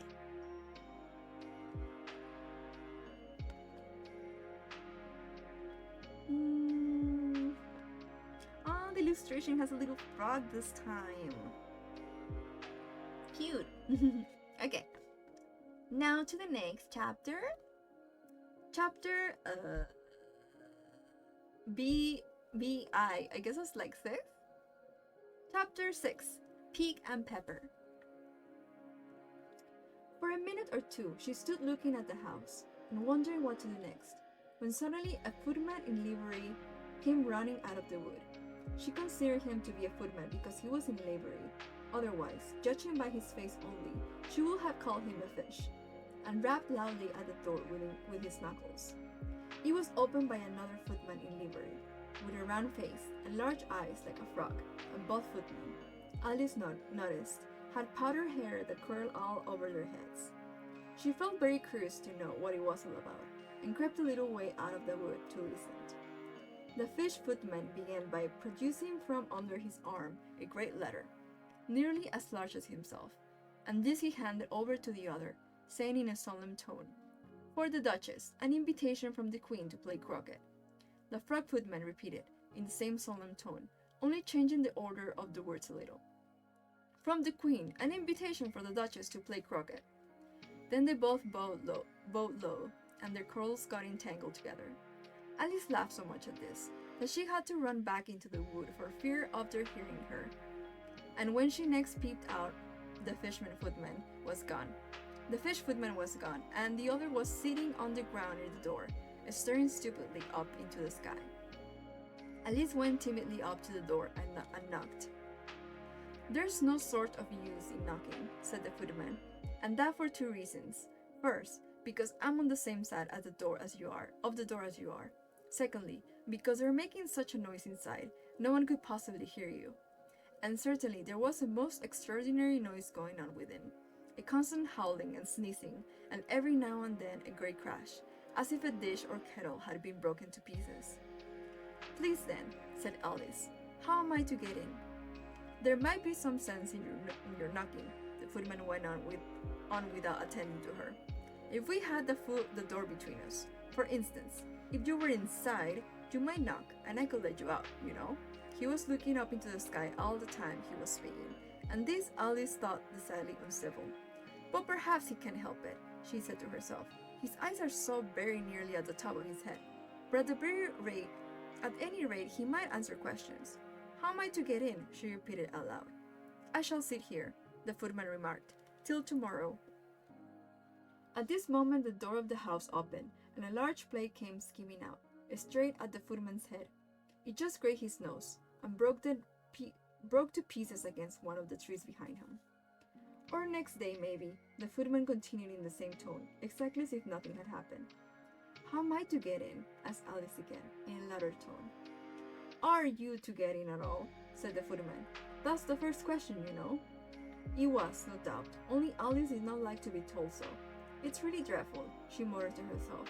The way all the creatures argue, it's enough to drive one crazy. The footman seemed to think this is a good opportunity for repeating his remark, with variations. I shall sit here, he said, and on and off for days and days. But what am I to do? Said Alice. Anything you like, said the footman, and began whistling. Oh, there's no use in talking to him, said Alice desperately. He's perfectly idiotic. And she opened the door and went in. The door led right into a large kitchen, which was full of smoke from one end to the other. The Duchess was sitting on a three-legged stool in the middle, nursing a baby. The cook was leaning over the fire, stirring a large cauldron which seemed to be full of soup. There's certainly too much pepper in that soup, Alice said to herself, as well as she could for sneezing. There was certainly too much of it in the air. Even the Duchess sneezed occasionally, and as for the baby, it was sneezing and howling alternately without a moment's pause. The only things in the kitchen that did not sneeze were the cook and a large cat which was sitting on the hearth and grinning from ear to ear. Please will you tell me, said Alice, a little timidly, for she was not quite sure whether it was good manners for her to speak first, why your cat grins like that? It's a Cheshire cat, said the Duchess, and that's why, pig. She said the last word with such sudden violence that Alice quite jumped, but she saw in another moment that it was addressed to the baby, and not to her, so she took to courage and went on again. I didn't know that Cheshire cats always grin. In fact, I didn't know the cats could grin. They all can, said the Duchess, and most of them do. I don't know of any that do, Alice said very politely, feeling quite pleased to have got into a conversation. You don't know much, said the Duchess, and that's a fact. Alice did not at all like the tone of this remark, and thought it would be as well to introduce some other subject of conversation. While she was trying to fix on one, the cook took the cauldron of soup off the fire, and at once set to work throwing everything within her reach at the Duchess and the baby. The fire irons came first, then followed a shower of saucepans, plates, and dishes. The Duchess took no notice of them even when they hit her, and the baby was howling so much already that it was quite impossible to say whether the blows hurted or not. Oh, please mind what you're doing, cried Alice, jumping up and down in an agony of terror. Oh, there goes his precious nose, as an unusually large saucepan flew close by it, and very nearly cut it off. If everybody minded their own business, the Duchess said in a hoarse growl, the world will go around a deal faster than it does. Which will not be an advantage, said Alice, who felt very glad to get an opportunity of showing off a little of her knowledge. Just think of what work it will make with the day and night. You see, the Earth takes 24 hours to turn around its axis. Talking of axis, said the Duchess, chop off her head! Alice glanced rather anxiously at the cook, to see if she meant to take the hint, but the cook was busily stirring the soup, and seemed not to be listening, so she went on again. 24 hours, I think. Or is it 12? Oh, don't bother me, said the Duchess. I never could abide figures. And with that she began nursing her child again, singing a sort of lullaby to it as she did so, and giving a violent shake at the end of every line. Speak roughly to your little boy, and beat him when he sneezes. He only does it to annoy, because he knows he teases. Chorus, in which the cook and the baby joined. Whoa, whoa, whoa. While the Duchess sang the second verse of the song, she kept tossing the baby violently up and down, and the poor little thing howled so that Alice could hardly hear the words.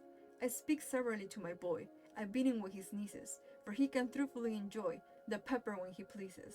Chorus. Whoa, whoa, whoa. Here, you may nurse it a bit, if you like, the Duchess said to Alice, flinging the baby at her as she spoke. I must go and get ready to play croquet with the Queen. And she hurried out of the room. The cook threw a frying pan after her as she went out, but it just missed her. Alice caught the baby with some difficulty, as it was a queer-shaped little creature, and held out its arms and legs in all directions. Just like a starfish, thought Alice. The poor little thing was snorting like a steam engine when she caught it, and kept doubling itself up and straining itself out again, so that altogether, for the first minute or two, it was as much as she could do to hold it. As soon as she had made out the proper way of nursing it, which was to twist it up into a sort of knot, and then keep tight hold of its right ear and left foot, so as to prevent its undoing itself. She carried it out into the open air. If I don't take this child away with me, thought Alice, they are sure to kill it in a day or two.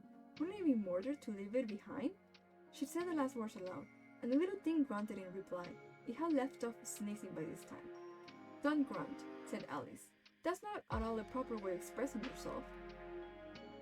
The baby grunted again, and Alice looked very anxiously into its face to see what the matter was with it. There could be no doubt that it had a very turned-up nose, much more like a snout than a real nose. Also, its eyes were getting extremely small for a baby. Altogether, Alice did not like the look of the thing at all. But perhaps it was only sobbing, she thought, and looked into its eyes again to see if there were any tears. No, there were no tears. If you're going to turn into a pig, my dear, said Alice seriously, I'll have nothing more to do with you. Mind now. The poor little thing sobbed again, or grunted. It was impossible to say which, and they went on for some while in silence. Alice was just beginning to think to herself, now, what am I to do with this creature when I get it home? When it grunted again, so violently, that she looked down into its face in some alarm. This time there could be no mistake about it. It was neither more nor less than a pig, and she felt that it would be quite absurd for her to carry it further. So she set the little creature down, and felt quite relieved to see it trot away quietly into the wood. If it had grown up, she said to herself, it would have made a dreadfully ugly child, but it makes rather a handsome pig, I think. And she began thinking over other children she knew, who might do very well as pigs, and was just saying to herself, if one only knew the right way to change them. When she was a little startled by seeing the Cheshire Cat sitting on a bough of a tree a few yards off. The cat only grinned when it saw Alice. It looked good-natured, she thought. Still, it had very long claws and a great many teeth, so she felt that it ought to be treated with respect. Cheshire Puss, she began, rather timidly, as she did not at all know whether it would like the name. However, it only grinned a little wider. Come, it's pleased so far, thought Alice, and she went on. Would you tell me, please, which way I ought to go from here? That depends a good deal on where you want to get to, said the cat. I don't much care where, said Alice. Then it doesn't matter which way you go, said the cat. So long as I get somewhere, Alice added as an explanation. Oh, you're sure to do that, said the cat, if you only walk long enough. Alice felt that this could not be denied, so she tried another question. What sort of people live about here? In that direction, the cat said, waving its right paw around, lives a hatter, and in that direction, waving the other paw, lives a March hare. Visit either you like, they're both mad. Well, I don't want to go among mad people, Alice remarked. Oh, you can't help that, said the cat. We're all mad here. I'm mad. You're mad. How do you know I'm mad? Said Alice. You must be, said the cat, or you wouldn't come here. Alice didn't think that proved it at all. However, she went on. How do you know that you're mad? To begin with, said the cat, a dog's not mad. You grant that? I suppose so, said Alice. Well then, the cat went on. You see, a dog growls when it's angry, and wags its tail when it's pleased. Now, I growl when I'm pleased, wag my tail when I'm angry. Therefore, I'm mad. I call it purring, not growling, said Alice. Call it what you like, said the cat. Do you play croquet with the queen today? I should like it very much, said Alice, but I haven't been invited yet. You'll see me there, said the cat, and vanished. Alice was not much surprised by this. At this, she was getting so used to queer things happening. When she was looking at the place where it had been, it suddenly appeared again. By the by, what became of the baby? Said the cat, and nearly forgotten to ask. It turned into a pig, said Alice said quietly said, just as if it had come back to her in a natural way. I thought it would, said the cat, and vanished again. Alice waited a little, half expecting to see it again, but it didn't appear, and after a minute or two she walked on into the direction in which the March hare was said to live. I've seen hatters before, she said to herself. The March hare will be much the most interesting. And perhaps as this is May, it won't be raving mad, at least not so mad as it was in March. As she said this, she looked up, and there was the cat again, sitting on the branch of a tree. Did you say pig or fig? Said the cat. I said pig, replied Alice, and I wish you wouldn't keep appearing and vanishing so suddenly. You make one quite giddy. All right, said the cat, and this time it vanished quite slowly, beginning with the end of the tail and ending with the grin, which remained some time after the rest of it had gone. Well, I've often seen a cat without a grin, thought Alice, but a grin without a cat is the most curious thing I ever saw in my life. She had not gone much farther before she came in sight of the house of the March Hare. She thought it must be the right house, because the chimneys were shaped like ears, and the roof was that which fur. It was so large a house that she did not like to go nearer till she had nibbled some more of the left-hand bit of the mushroom, and raised herself to about 2 feet high. Even then, she walked up towards it rather timidly, saying to herself, "Suppose he should be raving mad after all. I almost wish I'd gone to see the Hatter instead." Oh my gosh! Right when I just finished another chapter. Hi, welcome readers, welcome. Thank you so much for the raid ghost. Oh my gosh, thank you for the follows as well. Hi. Welcome to the Holy Library. I'm Cassiel Aurelius. I'm an archangel librarian. I like talking about books, playing visual novels, horror games, etc. And today we are doing a little reading stream, reading Alice in Wonderland together.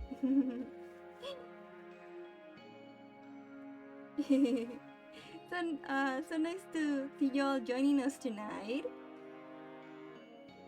Oh, also, I hope y'all had a really good stream. What were y'all doing? And of course, if you all need to retire, if you're tired, you're more than welcome to. Or if you choose to join us reading Alice in Wonderland, then I hope you all enjoy your stay. Yay, yippee! I was just finishing Shadow of the Colossus. Oh, what kind of game is that? I don't think I've heard of it before. Wait, what? Quick, enable gag to properly introduce yourself. Okay, fine. Hold on. Egg privileges are back for now. Just for the raiders to be able to appreciate it. Hey Cassiel, I'm headed out now as it's 3 AM for me, but thank you so much for the best cozy vibes. Have an amazing rest of the stream. Thank you so much, Shane. I really appreciate you joining us. I hope you rest well. Night. Oh my god, I'm already bald. Of course. That was quick. How much for you to smuggle me into heaven? Good question. Well, for free. Or maybe for the price of one book. Good books are currency for me. I love reading books. Time really to actually work. Yes, get blinded by my beautiful baldy head. Hope you'll enjoy it. Amen.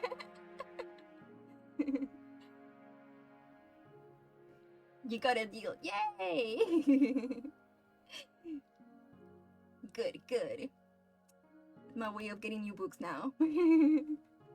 Promising heaven in exchange of books. But yes, this is my little bald head now. I'm only allowing privileges, well, or we're taking breaks between chapters, okay?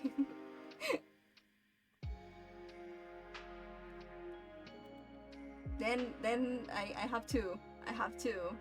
So it's limited. Always gonna be limited for every time we do reading streams. Keep that in mind. Oh yeah, but also thank you so much for the follows. I really appreciate it. Okay. Oh my god, it's getting a bit hard in here. I need to hydrate now.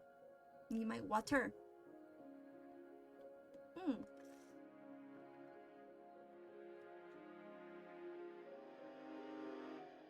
There. Oh my god, wait, I forgot. I need to I need to give a shout out. Oh my god. Okay, hold on. Got distracted. A bit ghost. There.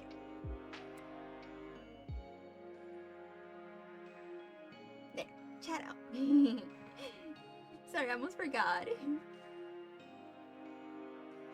For the stretch out, Sim. Okay.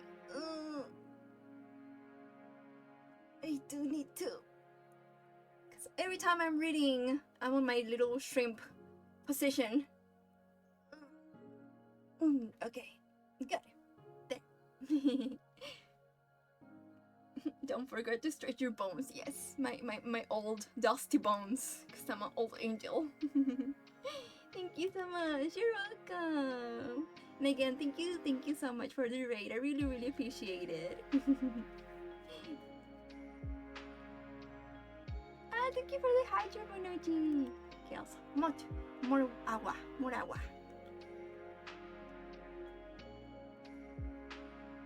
I probably should also get some tea, so it will be good for my throat while I keep reading. Anytime, Mumphy.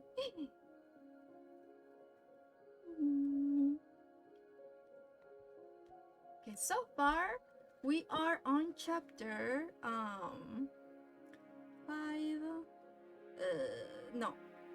6? Yeah, I think we're on chapter 6 of Alice in Wonderland. So if anyone wants to join us on the next chapter, I provided the PDF on the pin comment on the chat. Because every time I say pin, I'm about to say pin tweet, but no, it's not a tweet, it's a chat. So yes.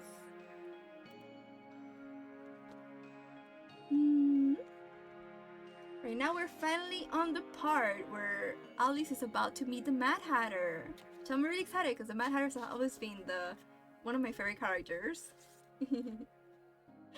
Twitter brain rot, yes. Always. You will always be Twitter in my mind. I will never call it X. I miss my little blueberry though. It used to bring me so much joy seeing the little bluebird. Mad Hatter time! Yes! Finally! I love the Mad Hatter so much.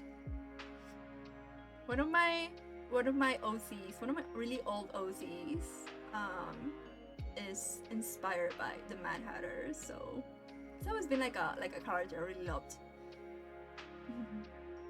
I think we need to, at a certain point, just forget about Twitter fully. Yeah.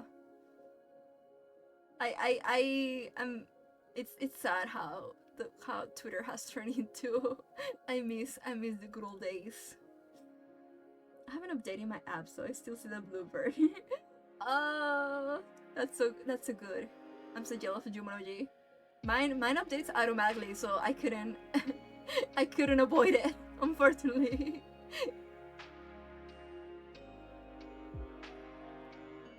How the mighty have fallen, yeah. And then apparently, well, I don't know if also Ellen wanted to buy TikTok. So, oh my god, I really hoping that doesn't happen. My condolences, I know. Still hoping for the day someone buys Twitter back so we get a little birdie. But we have to settle for the really ugly eggs for now.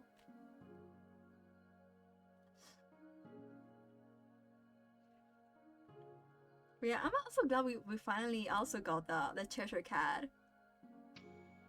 He definitely, the way he's described, he definitely sounds very creepy. Dude, I always love how creepy some movies depict him. He's also one of my favorite characters. Counterpoint, I don't want Ellen to make a single penny. True. I want Ellen to be gone from this earth. Maybe I shouldn't say that as an angel, but I have my reasons. He doesn't deserve heaven. He's already making money off the dead horse corpse of Twitter. I know. Ugh.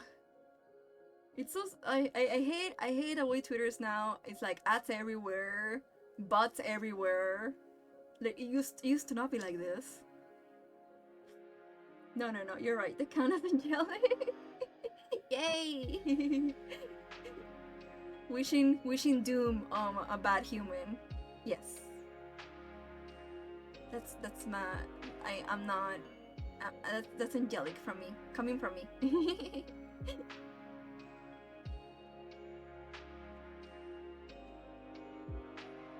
Oh, also something that I found interesting. I knew this before reading the book, but a lot of Alice in Wonderland adaptations combine both the Queen of Hearts and the Red Queen. So the character we saw just now, it kind of I at first I thought it might have been the Queen of Hearts, but then they colored the Duchess, so I don't think that it was her. But I've noticed that some stuff like gets combined into one character for the Queen of Hearts, which is very interesting. Oh, you know, Rachel's Fury is innocent. True. And so that poor little piggy son. I feel so bad for him. Okay. Next chapter. Oh, Matty Party. That's the title. Ugh. I was so looking forward to this chapter. This whole chapter is usually cod, except for the Cheshire Cat. Yeah, I noticed that. Because I was trying to remember where exactly we see the Cheshire Cat, but I don't remember seeing it like in that specific scene. Yeah, it's very interesting to see like the stuff that usually stays. It kind of become, I guess more well known for people whose only knowledge from Alice in Wonderland is the movie, and stuff from the book that's not as, I guess, as prevalent. Huh. Okay. Now. Oh yeah, wait, hold on. I need to revoke bald privileges before we continue. Before there. Bald privileges are off. The sale has ended. Okay, now we can continue the next chapter. Okay, chapter. Oh, I keep forgetting the Roman numbers. No. Too late, time glitch. You didn't take advantage of the limited time. Okay. Chapter 7. A mad tea party. There was a table set out under a tree in front of the house, and the March Hare and the Hatter were having tea at it. A dormouse was sitting between them, fast asleep, and the other two were using it as a cushion, resting their elbows on it and tucking over it its head. Very uncomfortable for the dormouse, thought Alice, only as it's asleep, I suppose it doesn't mind. The table was a large one, but the three were all crowded together at one corner of it. No room, they cried out when they saw Alice coming. There's plenty of room, said Alice indignantly, and she sat down in a large armchair at one end of the table. Have some wine, the March Hare said in an encouraging tone. Alice looked all around the table, but there was nothing on it but tea. I don't see any wine, she remarked. There isn't any, said the March Hare. Then it wasn't very civil of you to offer it, said Alice angrily. It wasn't very civil of you to sit down without being invited, said the March Hare. I didn't know it was your table, said Alice. It's late for a great many more than three. Your hair wants cutting, said the Hatter. He had been looking at Alice for some time with great curiosity, and this was his first speech. You should learn not to make personal remarks, Alice said with some severity. It's very rude. The Hatter opened his eyes very wide on hearing this, but all he said was, Why is a raven like a writing desk? Come, we shall have some fun now, thought Alice. I'm glad they began asking riddles. I believe I can guess that, she added loud. Do you mean that you think you can find out the answer to it? Said the March Hare. Exactly so, said Alice. Then you should say what you mean, the March Hare went on. I do, Alice hastily replied. Alice, I mean what I say. That's the same thing, you know. Not the same thing a bit, said the Hatter. You might just as well say that I see what I eat is the same thing as I eat what I see. You might just as well say, added the March Hare, that I like what I get is the same thing as I get what I like. You might as well say, added the Dormouse, who seemed to be talking in his sleep, that I breathe when I sleep is the same thing as I sleep when I breathe. It is the same thing with you, said the Hatter, and here the conversation dropped, and the party sat silent for a minute, while Alice thought over all she could remember about Raven's writing desk, which wasn't much. The Hatter was the first to break the silence. What day of the month is it? He said, turning to Alice. He had taken his watch out of his pocket and was looking at it uneasily, shaking it every now and then and holding it to his ear. Alice considered a little and then said, the 4th. 2 days wrong, sighed the Hatter. I told you butter wouldn't suit the works, he added, looking angrily at the March Hare. It was the best butter, the March Hare meekly replied. Yes, but some crumbs must have got in as well, the Hatter grumbled. You shouldn't have put it in with a bread knife. The March Hare took the watch and looked at it gloomily. Then he dipped it into his cup of tea and looked at it again, but he could think of nothing better to say than his first remark. It was the best butter, you know. Alice had been looking over his shoulder, and with some curiosity. What a funny watch, she remarked. It tells the day of the month, and doesn't tell what o'clock it is. Why should it? Muttered the Hatter. Does your watch tell you what year it is? Of course not, Alice replied very readily. But that's because it stays the same year for such a long time together. Which is just the case with mine, said the Hatter. Alice felt dreadfully puzzled. The Hatter's remark seemed to have no sort of meaning in it, and yet it was certainly English. I don't quite understand you, she said as politely as she could. The Dormouse is asleep again, said the Hatter, and he poured a little hot tea upon its nose. The Dormouse shook its head impatiently and said, without opening its eyes, of course, just what I was going to remark myself. Have you guessed the riddle yet? The Hatter said, turning to Alice again. No, I give it up, Alice replied. What's the answer? I haven't the slightest idea, said the Hatter. Nor I, said the March Hare. Alice sighed heavily. I think you might do something better with the time, she said, than wasted in asking riddles that have no answers. If you knew times as well as I do, said the Hatter, you wouldn't talk about wasting it. It's him. I don't know what you mean, said Alice.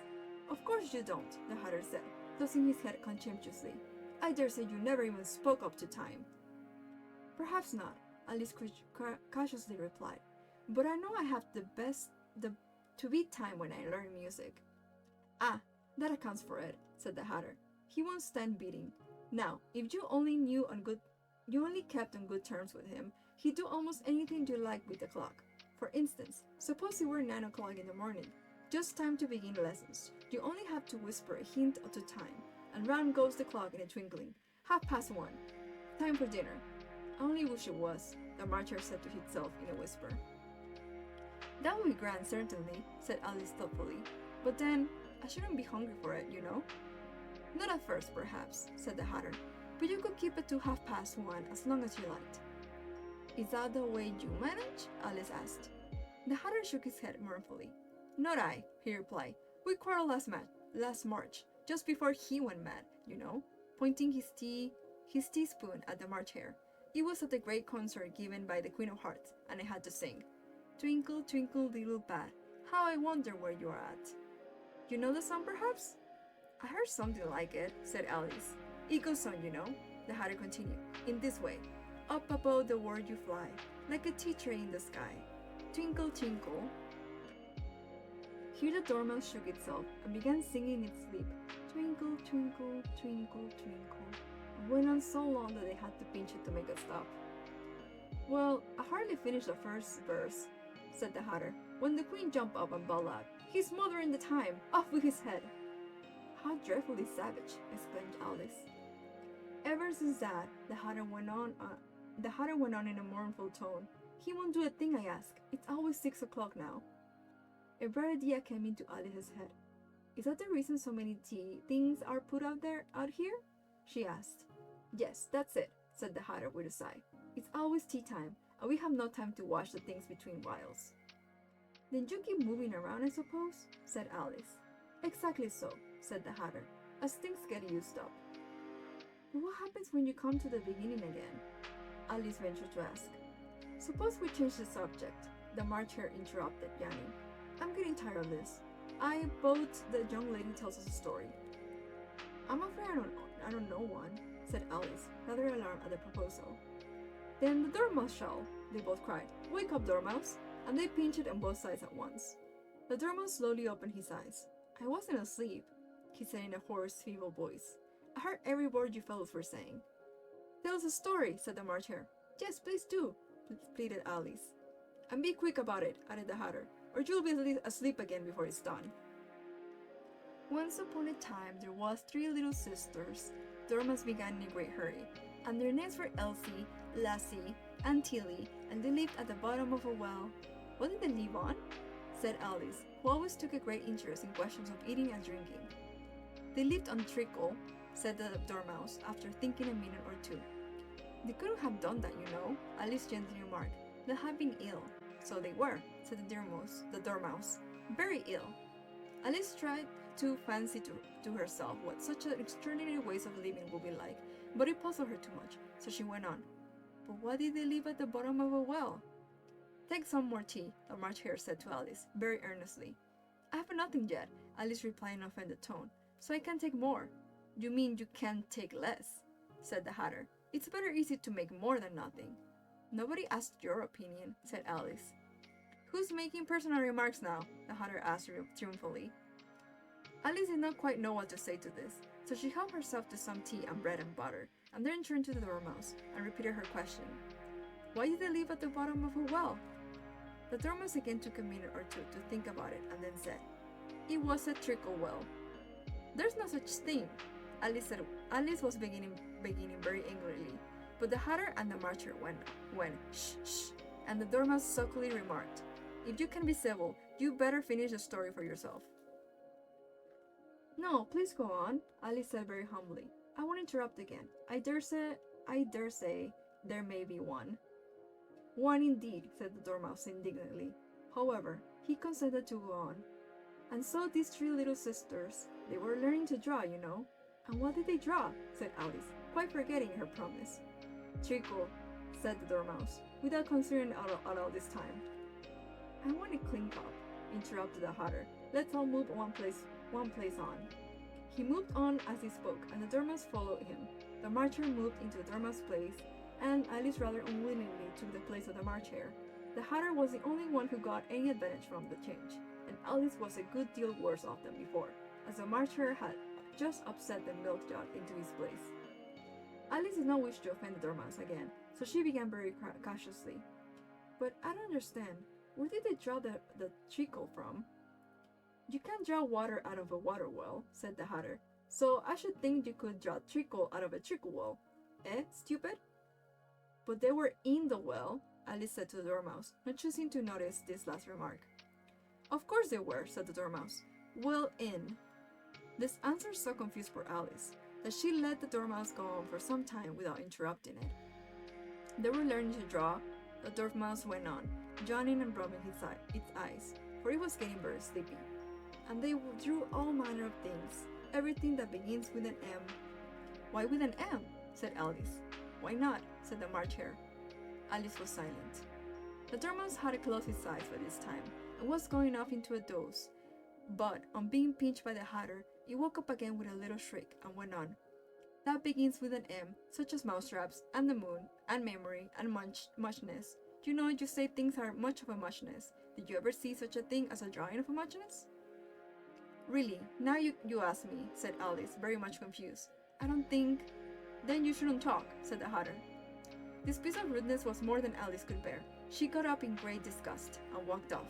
The Dormouse fell asleep instantly, and neither of the others took the least notice of her going, though she looked back once or twice, half hoping they would call after her. The last time she saw them, they were trying to put the Dormouse into a teapot.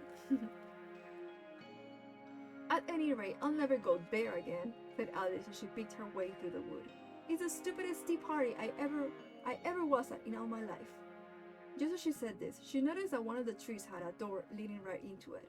That's very curious, she thought. But everything's curious today. I think I may as well go into it in at once. And she went, and in she went. What's more, she found herself in the long hall, and close to the little glass table. Now, I'll manage better this time, she said to herself. She began by taking the little golden key and unlocking the door that led into the garden. Then she went to work nibbling at the mushroom. She had kept a piece of it in her pocket, till she was about a foot high. Then she walked down the little passage, and then she found herself at last in the beautiful garden, among the ripe flower beds and the cool fountains. Okay. End of the chapter. Poor Larlis is so done, yeah. It's like every new character she meets is worse than the last. That was a very remarkable tier party. Honestly, if I was her, I would feel the same. I posted a couple of pics of the Mad Hatter from the version I have on Discord. Oh, really? Okay. Let me check. I need to see the hot Mad Hatter. Where is she? Where is he? Let's see. Ooh. Okay, I really like the design. Oh my god. Oh, they're just so cute. Oh, I need to buy this version. I need it now. As a Cassiel doodle. Really? Okay, let me check. Okay, let me see. Oh my gosh, so cute. Oh. Wait, you drew me as Alice? Cassiel's Adventures in Wonderland. Oh my god, I love it. Oh. Thank you so much, Bella. It's so cute. The little pollito. The pollito's the one who made me go through down the hole. It's a pollito hole, not a rabbit hole. Oh, I love it so much.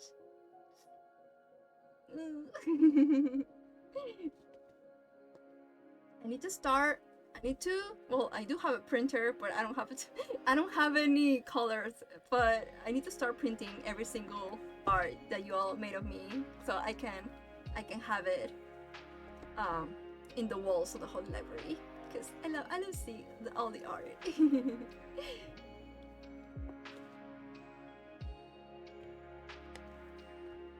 Oh, but that version of the book that you have, where do you get it? I need to find it now. Cause I remember there's like manga versions of classic books. So to be honest, at first I thought maybe it was that, but then I saw that it was just the book. I was like, oh, so it's just a book, but with the illustrations. Kind of feels like a light novel in that way. But have you ever seen the classic manga versions? Got it from Barnes and Noble. Oh, okay. I need to find it. Hopefully online I can make on the Barnes and Noble website maybe. Yeah, the designs are really cool. I was actually looking into the adaptations and stuff for the little presentation after we finished the book, and it's really interesting to see how different people draw the Mad Hatter, or their interpretations of him, or characters inspired by him. The Queen of Hearts is so good too. Oh, let's see her. If you can show me pictures later, please. We're actually just in the chapter where we're gonna see the queen now, I think. Or at least I see the soldiers, because is when Alice gets into the garden. So we're close to seeing the queen now. Queen of Hearts.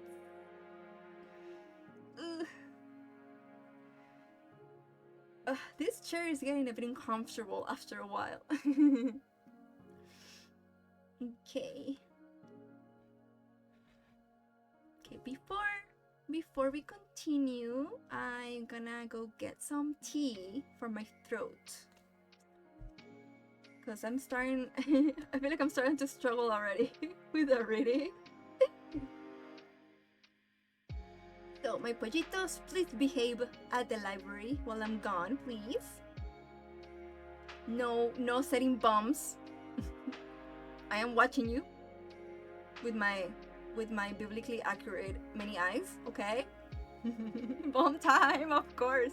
Of course I knew it. T mentioned yes. The time. Okay. I'll be right back, okay? I try not to take long.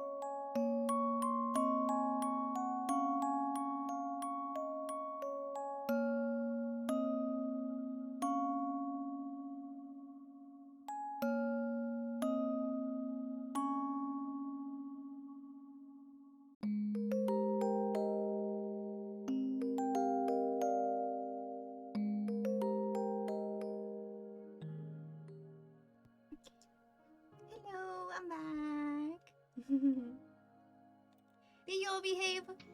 Do you? Gonna make sure.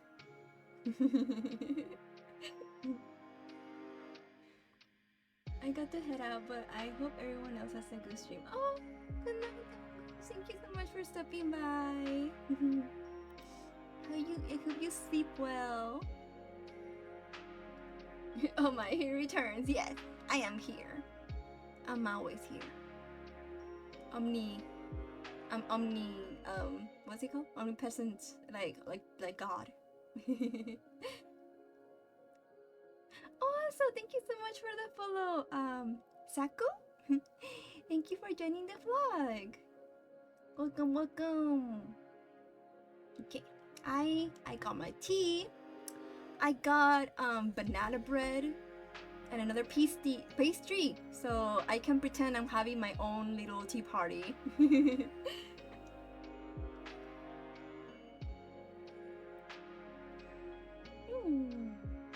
Of course, bombs. I like how the bombs are set when he comes back. Y'all just waiting. You're just waiting for that, aren't you? Thank you so much for the headband. Ooh, yummy, yes. My sister makes a little pastry, so I needed to take advantage.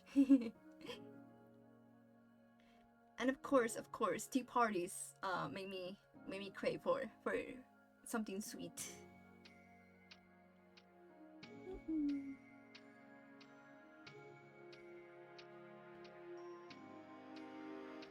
Ooh, homemade, even better, yes! It's so good. She also made, what are they called? I don't know how they're called in English.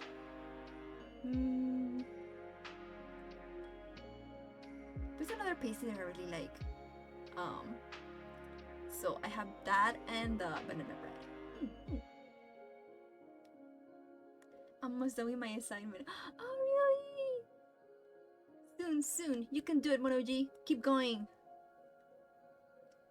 Sending you all my angel force.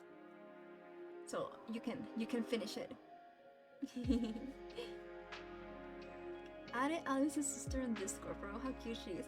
Oh, see, on C. Oh, the queen as well. Ooh, she's so pretty. Okay, that's a really good design of her. I really like this one. Oh, the sister. Ooh. Wow, I really love all these illustrations in this book. I need it.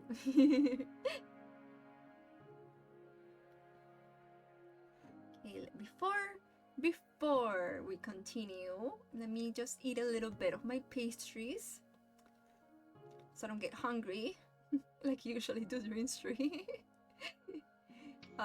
Ball privileges for now. Though I don't know if anyone's gonna use them. The tumbler is gone. But yes, ball privileges. Limited offer while I'm eating.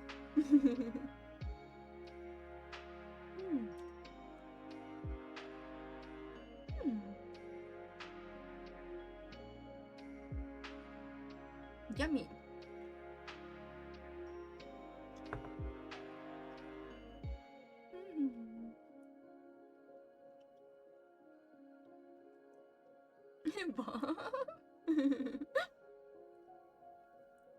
You all really love setting off bombs at the library, don't you? No, walk away. Good things all books here are protected by holy magic, so I don't have to worry about you all burning down my library every time.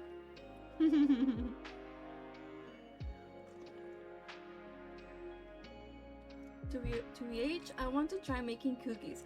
What kind of cookies? You should. Baking is so fun. I only know how to bake a few things, but I really want to learn to do more. it's really fun seeing what can the things that you make and how tasty they are. I made shortbread cookies a long time ago. Oh really? Oh, sounds so good. I didn't know you bake them. You need to share with us. Classic chocolate chip. Ah yes. Ah, I love chocolate chip. I used to make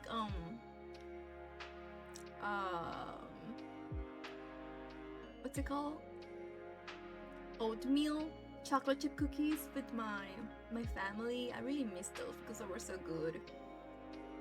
I cook a lot of things. Really? That's so cool. I don't know. I'm bad at cooking. I admire people who can cook because I just burned down the whole kitchen. New Sindler just dropped, yes.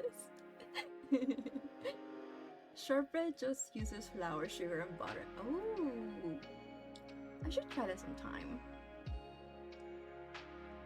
I haven't baked in a while. I wanna bake again. Usually the kitchen is always like occupied whenever my sister is baking.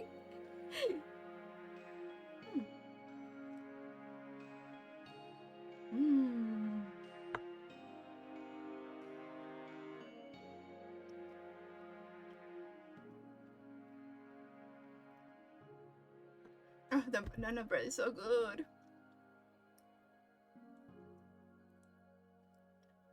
I love banana bread. This basically is gonna be my food for the rest of the week after I get off work. Because this is my routine. Every time I get off work, I make coffee again.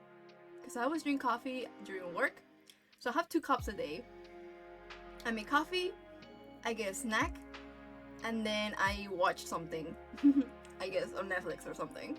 So that's gonna be my routine for the next of the rest of the week with the banana bread.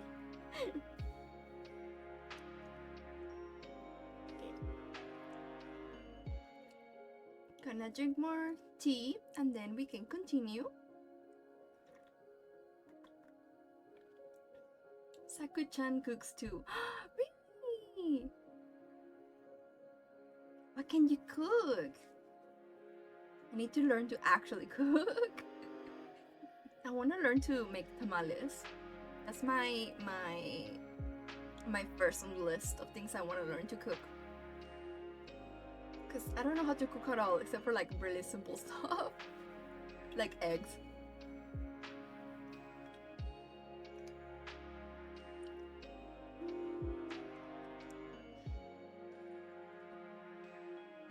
I like baking. Oh, what kind of things do you bake? Yummy tamales, yes! Egg? Oh no, wait, I'm not supposed to mention that in front of my pollitos. I'm sorry. I don't need eggs, I swear.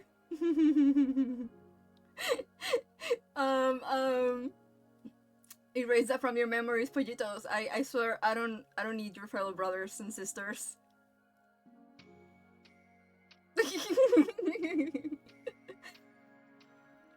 I made them with my mom before, but I don't remember how. I also used to make them a long time ago with my family, so I definitely don't remember. OMG, he's gonna eat all that! No, I'm sorry!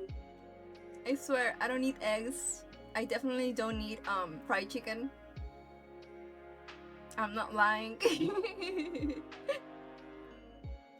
My sister had a chicken who ate her own eggs, though. All good. Wait, that's true. They do that. I saw a video yesterday. Lucy shared with me with like a bunch of little birds eating a boiled egg, and I was like, whoa, cannibalism. I love making cookies, cakes, bread. Oh. All of those, so good. I want to eat all of those. I don't know how to make cakes, but I wanna learn also to make cakes. I think I only made one a long time ago, but it seems more intimidating to me. I think I saw that video. Yeah, I retweeted it, so you might have seen it. And then the dude flips the egg over halfway through. Yeah, that one. And I think that tweet said something like, "My horde will do this to you," or something like that. Yeah, interesting. Bird cannibalism, pollito cannibalism.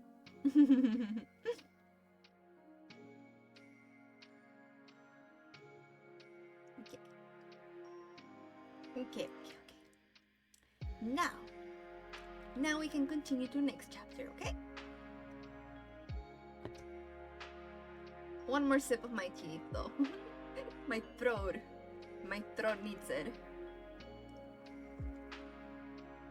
Okay. Now, let's see. Chapter, I guess it's 8? No, I can never remember Roman numbers. Okay. Chapter 8. The Queen's Crockett Ground. A large rose tree stood near the entrance of the garden. The roses growing on it were white, but there were 3 gardeners at it, busily painting them red. Alice thought this was a very curious thing, and she went nearer to watch them. And just as she came up to them, she heard one of them say, "Look out now, Fi. Don't go splashing paint over me like that." "I couldn't help it," said Fi, in a sulky tone. "Seven jugged my elbow." On which Seven looked up and said, "That's right, Five. Always lay the blame on others." "You'd better not talk," said Five.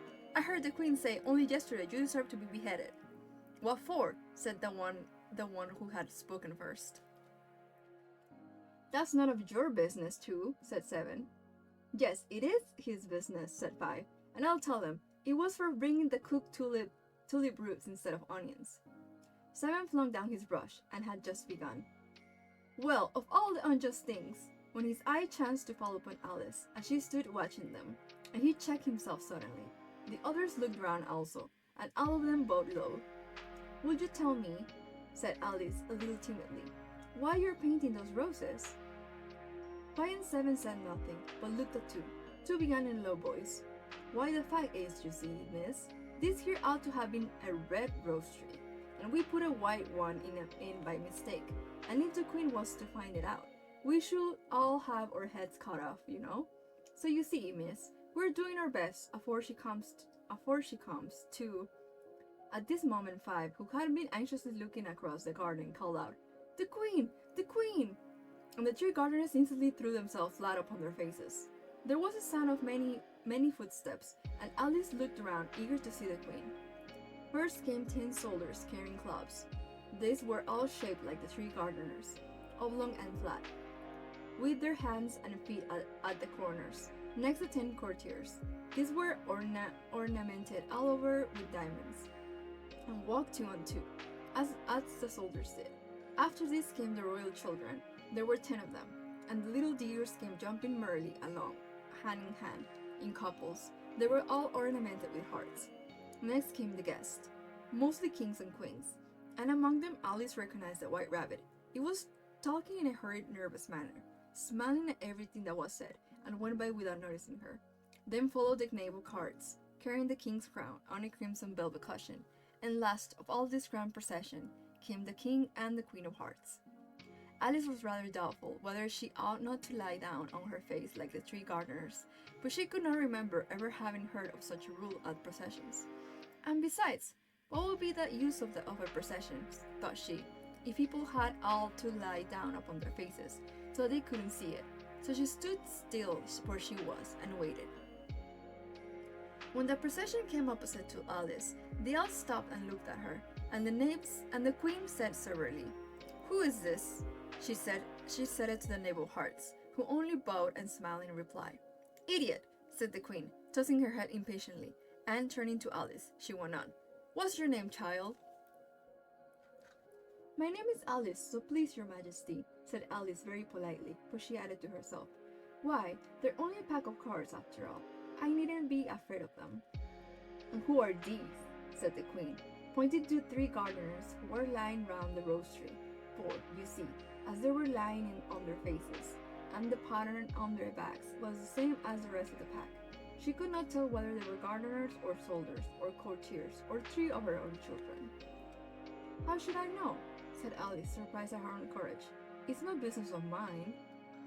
The queen turned crimson with fury, and, after glaring at her for a moment like a wild beast, screamed, Off with her head! Off! Nonsense! Said Alice, very loudly and decidedly, and the queen was silent. The king laid his hand upon her arm and timidly said, Consider, my dear, she's only a child. The queen turned angrily away from him and said to the knave, Turn them over!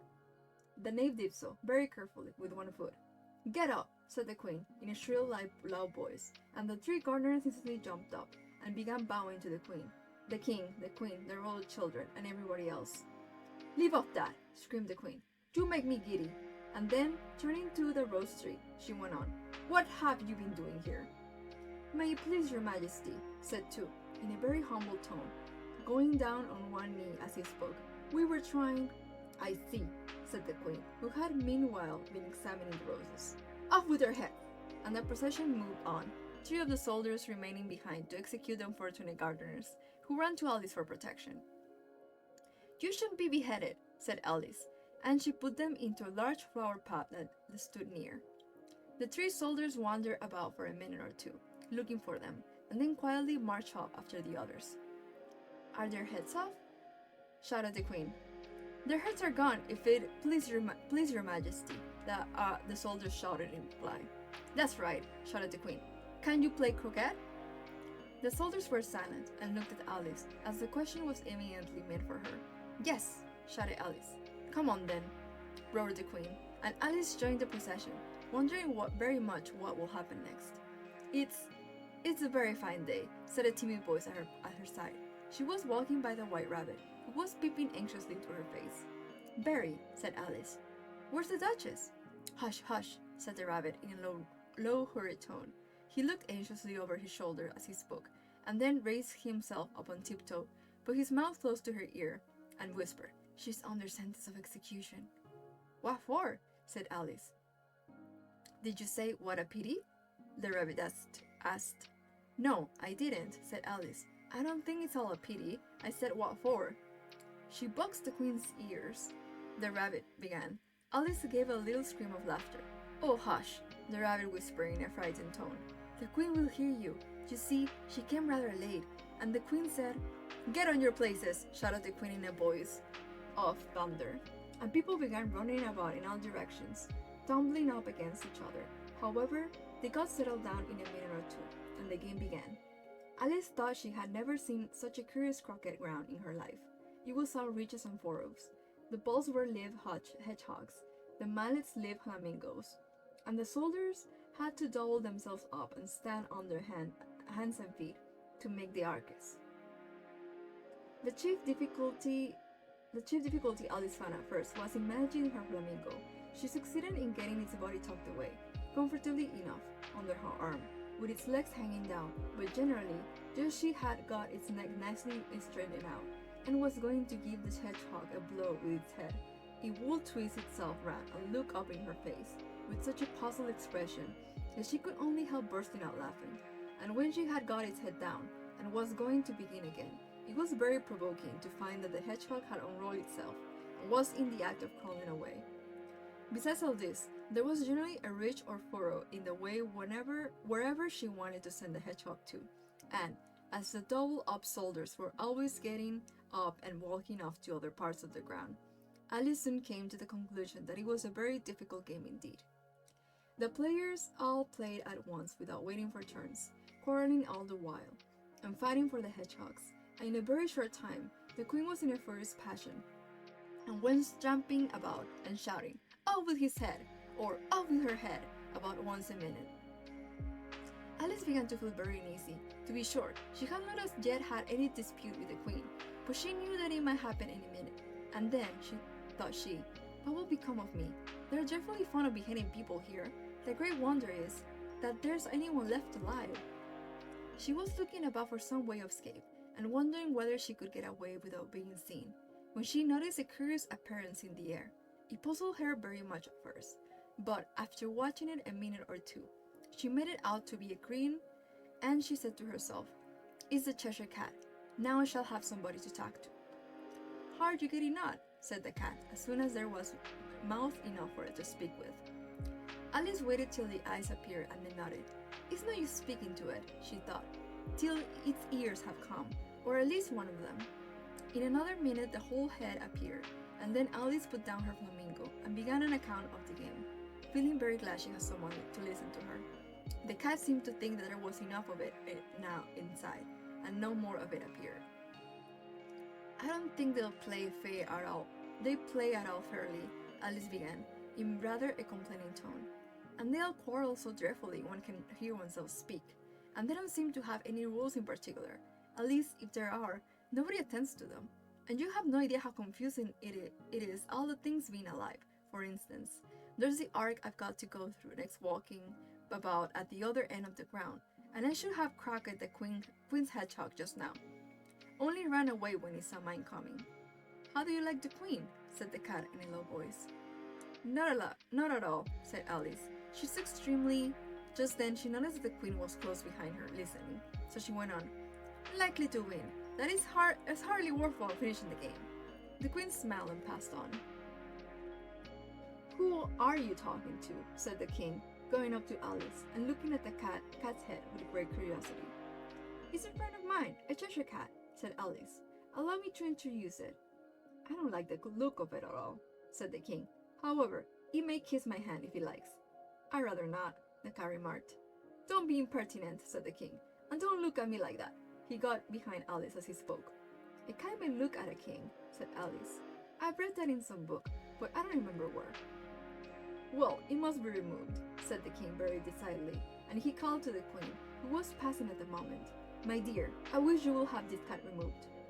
The queen had only one way of settling all difficulties, great or small. "Off with his head," she said, without even looking around. "I'll fetch the executioner myself," said the king eagerly, and he hurried off. Alice thought she might as well go back and see how the game was going on, as she heard the queen's voice in the distance, screaming with passion. She had already heard her sentence 3 of the players to be executed for having missed their turns, and she didn't really like the look of things at all, as the game was in such confusion that she never knew whether it was her turn or not. So she went in search of her hedgehog. The hedgehog was engaged in a fight with another hedgehog, which seemed to Alice an excellent opportunity for cracking one of them with the other. The only difficulty was that her flamingo was gone across to the other side of the garden, where Alice could see it trying in a helpless sort of way to fly up into a tree. By the time she had caught the flamingo and brought it back, the fight was over, and both the hedgehogs were out of sight. But it doesn't matter much, thought Alice, as all the arcs are gone from this side of the ground. So she tucked it away under her arm, that it might not escape again, and went back for a little more conversation with her friend. When she got back to the Cheshire Cat, she was surprised to find quite a large crowd collected around it. There was a dispute going on between the executioner, the king, and the queen, who were all talking at once, while all the rest were quite silent and looked very uncomfortable. The moment Alice appeared, she was appealed to by all three to settle the question, and they repeated their arguments to her, though as they all spoke at once, she found it very hard indeed to make out exactly what they said. The executioner's argument was that you couldn't cut off a head unless there was a body to cut it off from, that he had never had to do such a thing before, and he wasn't going to begin at his time of life. The king's argument was that anything that had a head could be beheaded, and that you weren't to talk nonsense. The queen's argument was that if something wasn't done about it in less than no time, she'd have everybody executed all around. It was this last remark that had made the whole party look so grave and anxious. Alice could think of nothing else to say but, "It belongs to the Duchess. You'd better ask her about it." "She's in prison," the queen said to the executioner. "Fetch her here." And the executioner went off like an arrow. The cat's head began fading away the moment he was gone, and by the time he had come back with the Duchess, it had entirely disappeared. So the king and the executioners ran wildly up and down, looking for it, while the rest of the party went back to the game. Okay. Wow. everything, so much chaos on this game.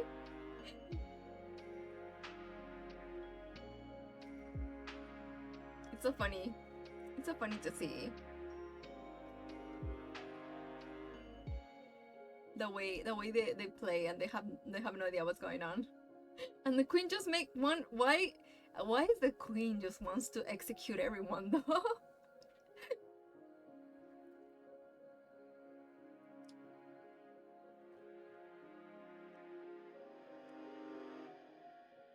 But no one can execute the church cat because he had no body.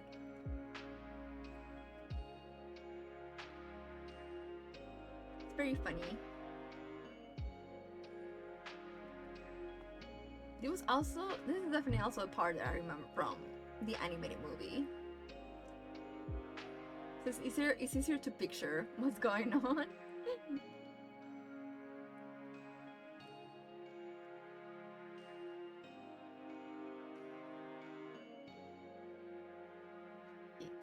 Gonna eat more banana bread. Cause it's so yummy I can stop.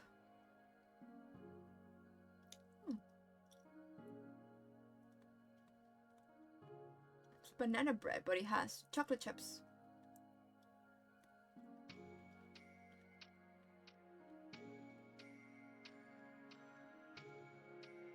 Do I need to be careful not to stain my hands with chocolate? Cause I hate staining books.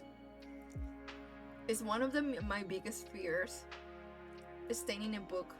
So I always have to be careful when I'm eating something, if I'm about to read. The cat found the only loophole, yeah. Not to be the only way not to execute it is just by not having a body. Not having your head cut off if you don't have a body. OMG, yeah. Yeah, I'm always careful with my books. I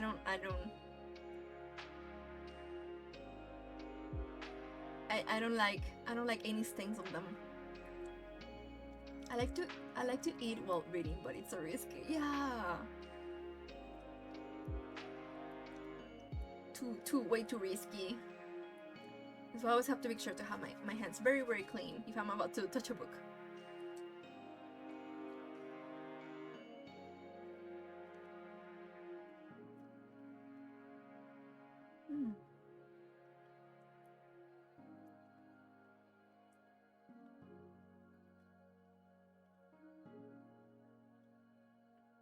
This is really good.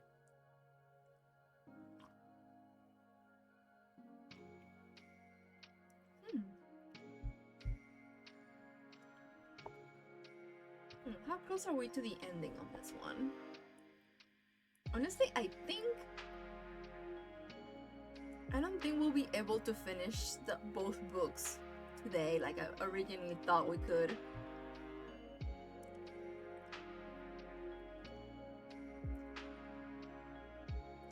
So I think we'll finish until the first book, and then next time we can continue the second one, which is Through the Looking Glass.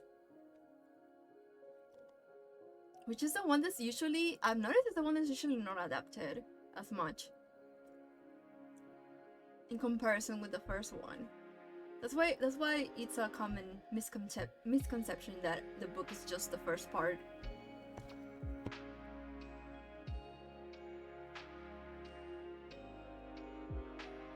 Oh, thank you so much for the follow.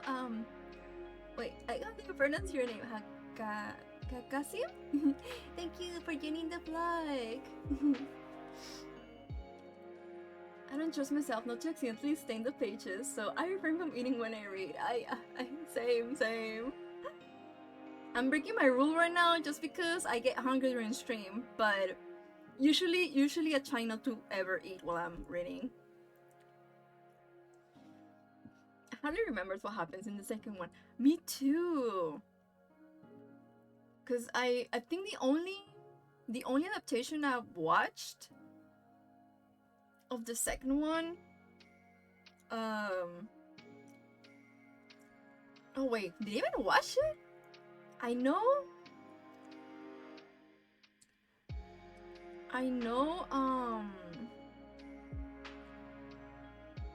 What's it called? I think Tim Burton made the sequel, right? But I never wait, I just realized I don't think I ever watched it actually.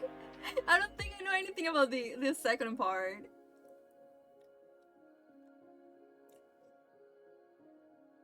Eat with chopsticks, yeah. That's what I do. That's what I do when I'm eating like chips or something. Okay, I'm Brazilian. I'm in a foreign chat. Oh, welcome from Brazil.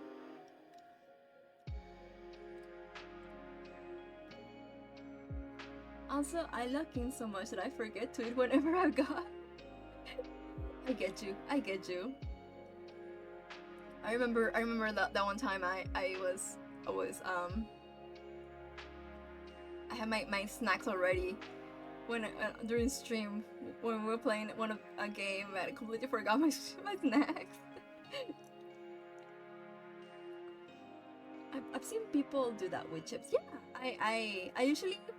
I really love eating flaming hot Cheetos, but those obviously sting like a lot, so I usually eat those with like chopsticks.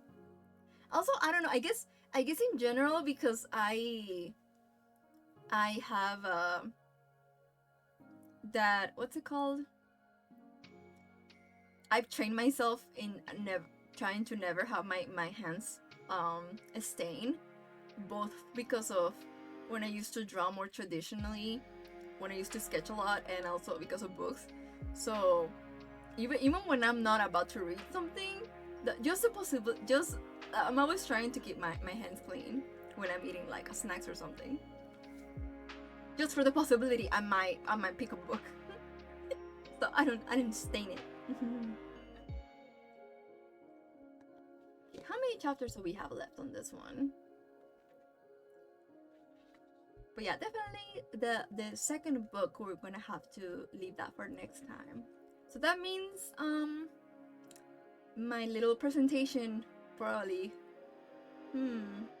Should I do my presentation still, or should I leave that also for next time? I mean, technically my presentation is mostly about the first book, not the second one. Okay, I see. We are on chapter 9?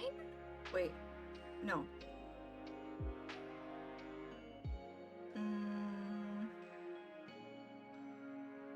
5, 6, 7, 8. Yeah, 9.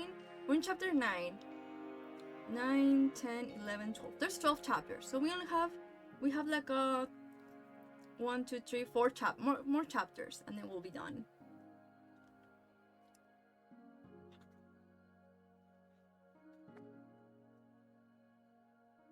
And then the next one also has like 12 chapters, so yeah, that's definitely one.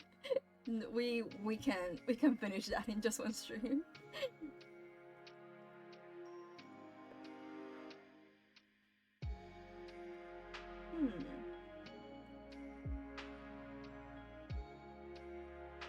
Also, I just noticed this book has a little stain. Why? No. Well, it's not a chocolate one. It's just, I guess because of where I put it away, got a little bit. Must have stained with something. No. Okay. No. It's the worst whenever I notice a book has stains or got all yellowed. So sad. It's okay, at least I have more versions of Alice in Wonderland. So it's fine, it's fine. Yeah, this one has a lot of dust actually. Okay. Now, to continue the next chapter. Okay. Chapter 9. The Mock Turtle Story. You can't think how glad I am to see you again, you dear old thing, said the Duchess as she tucked her arm affectionately into Alice's, and they walked off together. Alice was very glad to find her in such a pleasant temper, and thought to herself that perhaps it was only the pepper that had made her so savage when they met in the kitchen. When I'm a Duchess, she said to herself, no need pepper in my kitchen at all. Soup does very well without. Maybe it's always pepper that makes people hot-tempered. She went on, very much pleased at having found out a new kind of rule, and vinegar that makes them sour, and chamomile that makes them bitter, and berry sugar and such things that make children sweet-tempered. I only wish people knew that then they wouldn't be so stingy about it, you know? She had quite forgotten the Duchess by this time, and was a little startled when she heard her voice close to her ear. You're thinking about something, my dear, and that makes you forget to talk. I can't tell you just now what the moral of, but I shall remember in a bit. Perhaps he hasn't won, Alice ventured to remark. Toot toot, child, said the Duchess. Everything's got a moral, if only you can find it. And she screwed herself up closer to Alice's side as she spoke. Alice did not much like keeping so close to her. First, because the Duchess was very ugly, and secondly, because she was exactly the right height to rest her chin upon Alice's shoulder, and it was an uncomfortably sharp chin. However, she did not like to be rude, so she bore it as well as she could. The game's going on rather better now, she said, by way of keeping up the conversation a little. "'Tis so," said the Duchess, "and the moral of that is, oh, 'tis love, that makes the world go round." Somebody said, Alice whispered, that is done by everybody minding their own business. Ah, well, it means much the same thing, said the Duchess, digging her sharp little chin into Alice's shoulder as she added, and the moral of that is, take care of the sense, and the sounds will take care of themselves. How fond she is of finding morals in things, Alice thought to herself. I dare say you're wondering why I don't put my arm around your waist, the Duchess said after a pause. The reason is that I'm doubtful about the temper of your flamingo. Shall I try the experiment? He might bite, Alice cautiously replied, not feeling that anxious to have the experiment tried. Very true, said the Duchess. Flamingos and mustard both bite, and the moral of that is, birds of a feather flock together. Only mustard isn't a bird, Alice remarked. Right, as usual, said the Duchess. What a clear way you have of putting things. It's a mineral, I think, said Alice. Of course it is, said the Duchess, who seemed ready to agree to everything that Alice said. There's a large mustard mine near here, and the moral of that is, the more there is of mine, the less there is of yours. Oh, I know, exclaimed Alice, who had not attended to this last remark. It's a vegetable. It doesn't look like one, but it is. I quite agree with you, said the Duchess. And the moral of that is, be what you will seem to be. Or if you like it put more simply, never mind yourself not to be otherwise than what it might appear to others. That what you were or might have been was not otherwise than what you had been will have appeared to them to be otherwise. I think I should understand that better, Alice said very politely, if I had it written down, but I can't quite follow it as you say it. That's nothing to what I could say if I chose, the Duchess replied in a pleased tone. Pray don't trouble yourself to say it any longer than that, said Alice. Oh, don't talk about trouble, said the Duchess. I make you present of everything I've said as yet. A cheap sort of present, thought Alice. I'm glad they don't give birthday presents like that, but she did not venture to say it out loud. Thinking again? The Duchess asked, with another dig of her sharp little chin. I've a right to think, said Alice sharply, for she was beginning to feel a little worried. Just about as much right, said the Duchess, as pigs have to fly, but here, to Alice's great surprise, the Duchess' voice died away, even in the middle of her favorite word, moral, and the arm that was linked into hers began to tremble. Alice looked up, and there stood the Queen in front of them, with her arms folded, frowning like a thunderstorm. A fine day, Your Majesty, the Duchess began in a low, weak voice. Now, I give you fair warning, shouted the Queen, stamping on the ground as she spoke. Either you or your head must be off, and that in about half-mil time. Take your choice. The Duchess took her choice, and was gone in a moment. Let's go with the game, the Queen said to Alice. and Alice was too much frightened to say a word, but slowly followed her back to the croquet ground. The other guests had taken advantage of the Queen's absence and were resting in the shade. However, the moment they saw her, they hurried back to the game, the Queen merely remarking that a moment's delay would cost them their lives. All the time they were playing, the Queen never left off quarreling with the other players and shouting, "Off with his head!" or "Off with her head!" Those whom she sentenced were taken into custody by the soldiers, who of course had to leave off being arcs to do this. So that by the end of half an hour or so there were no arcs left, and all the players except the king, the queen, and Alice were in custody and under sentence of execution. Then the queen left off, quite out of breath, and said to Alice, "Have you seen the mock turtle yet?" "No," Alice said. "I don't even know what a mock turtle is." Is the thing more mock turtle soup is made from," said the queen. "I never saw one or heard of one," said Alice. "Come on then," said the queen, "and he shall tell you his history." As they walked off together, Alice heard the king say in a low voice to the company generally, "You're all pardoned. Come, that's a good thing," she said to herself, for she had felt quite unhappy at the number of executions the queen had ordered. They very soon came upon a griffin, lying fast asleep in the sun. If you don't know what a griffin is, look at the picture. "Up, lazy thing," said the queen, "and take this young lady to see the mock turtle, and to hear his story. I must go back and see after some executions I have ordered." And she walked off, leaving Alice alone with the griffin.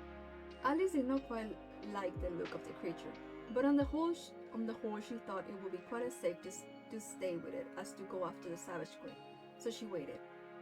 The griffin sat up and rubbed his eyes. Then it watched the queen till she was out of sight. Then he chuckled. "What fun," said the griffin, half to itself, half to Alice.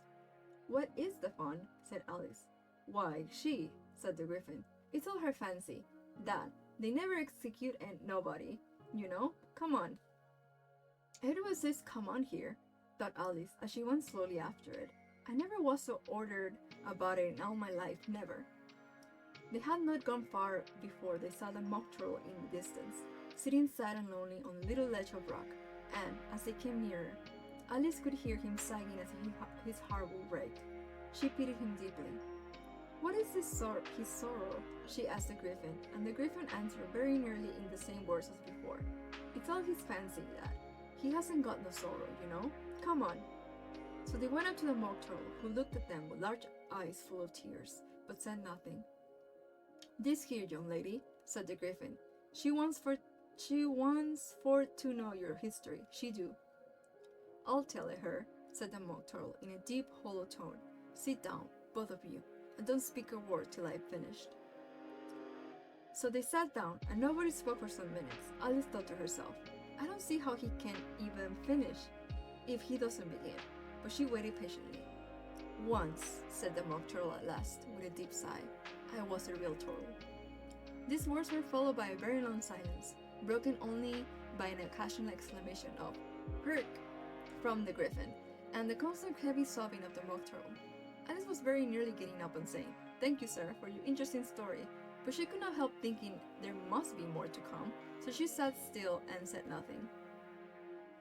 "When we were little," the mock turtle went on at last, more calmly, though still sobbing a little now and then, "we went to school in the sea.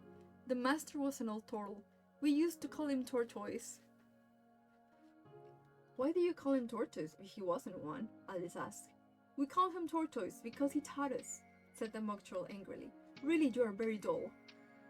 "You ought to be ashamed of yourself for asking such a simple question," added the griffin, and then they both sat silent and looked at poor Alice, who felt ready to sink into the earth. At last the griffin said to the mock turtle, "Jibone, old fellow, don't be all day about it," and he went on in these words. "Yes, we went to school in the sea, though you mayn't believe it." "I never said I didn't," interrupted Alice. "You did," said the mock turtle. "Hold your tongue," added the griffin. Before Alice could speak again, the mock turtle went on. "We had the best of educations. In fact, we went to school every day. I've been to a day school too," said Alice. "You needn't be so proud of us all that." "With extras?" asked the mock turtle a little anxiously. "Yes," said Alice. "We learned French and music." And washing? Said the mock turtle. Certainly not, said Alice indignantly. Ah, then yours wasn't a really good school, said the mock turtle in a tone of great relief. Now at ours they had at the end of the bill, French, music, and washing, extra. You couldn't have wanted it much, said Alice, living at the bottom of the sea. I couldn't afford to learn it, said the mock turtle with a sigh. I only took the regular course. What was that? Inquired Alice. Reading and reading, of course, to begin with, the mock turtle replied. And then the different branches of arithmetic, ambition, distraction, uglification, and derision. I never heard of uglification, Alice ventured to say. What is it? The griffin lifted both his paws in surprise. What? Never heard of uglifying? It exclaimed. Do you know what to beautify is, I suppose? Yes, said Alice doubtfully. It means to make anything prettier. Well then, the griffin went on. If you don't know what to uglify is, you are a simpleton. Alice did not feel encouraged to ask any more questions about it, so she turned to the mock turtle and said, What else had you to learn? Well, there was mystery, the mock turtle replied, counting out the subjects in his flappers. Mystery, ancient and modern, with seaography, then drawing. The drawing master was an old conger eel that used to come once a week. He taught us drawing, stretching, and painting in coils. What was that like? Said Alice. Well, I can show it to you myself, the mock turtle said. I'm too stiff, and the griffin never learned it. Hadn't time, said the griffin. I went to the classics master though. He was an old grab, he was. I never went to him, the mock turtle said with a sigh. He taught laughing and grief, they used to say. So he did, said the griffin, sighing in his turn, and both creatures hid their faces in their paws. How many hours per day did you do lessons? Said Alice, in a hurry to change the subject. 10 hours the first day, said the mock turtle, 9 the next, and so on. What a curious plan, exclaimed Alice. That's the reason they're called lessons, the griffin remarked, because they lesson from day to day. This was quite a new idea to Alice, and she thought it over a little before she made her next remark. Then the 11th day must have been a holiday? Of course it was, said the mock turtle. How do you manage on the 12th? Alice went on eagerly. That's enough about lessons, the griffin interrupted in a very decided tone. Tell her something about the games now. Okay, that was so weird. This chapter was definitely very confusing, I guess. These are definitely characters that I don't think I've seen on movie adaptations before. Mock turtle. I don't know, I get the turtle kind of seem familiar, but I'm not sure I've seen it before.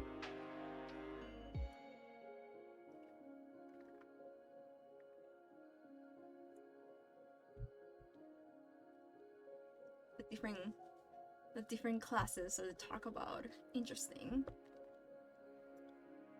I want to research more about the book so I can understand all of this. Oh, I remember. There was a version of the book that I wanted to buy that comes with like, it's called the Annotated Alice. I wanted to buy it so long ago. So it does come like explanations of different things about the story. I hope I really need to get it someday. Because I really love learning everything about the text of a book. Especially when they make references to stuff that I have no idea what it means. I think that one will be very useful. Ooh, that sounds helpful, yeah! Let me...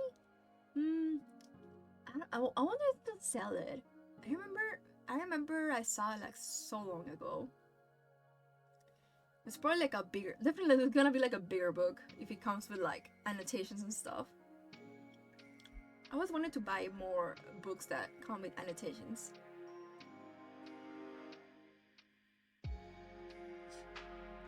And this especially because from what I learned, Lewis Carroll makes like a lot of like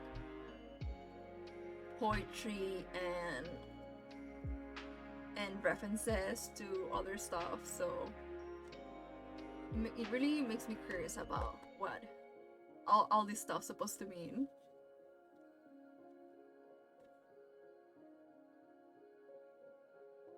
Okay. We're almost done. I think 3 more chapters, I think. Next chapter 10, and then 2 more chapters. Yeah, 3. I'm so bad at math.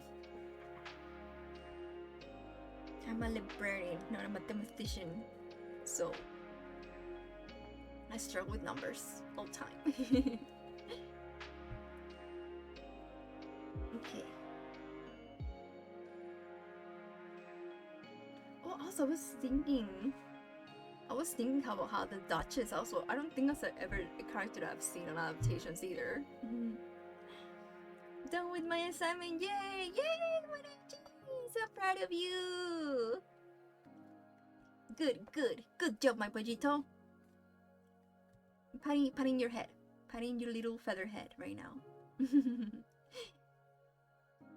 Good. Now you can rest. Finally.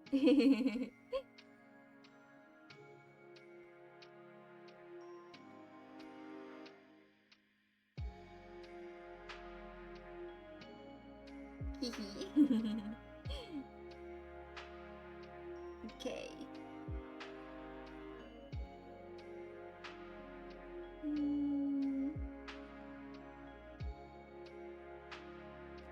Okay.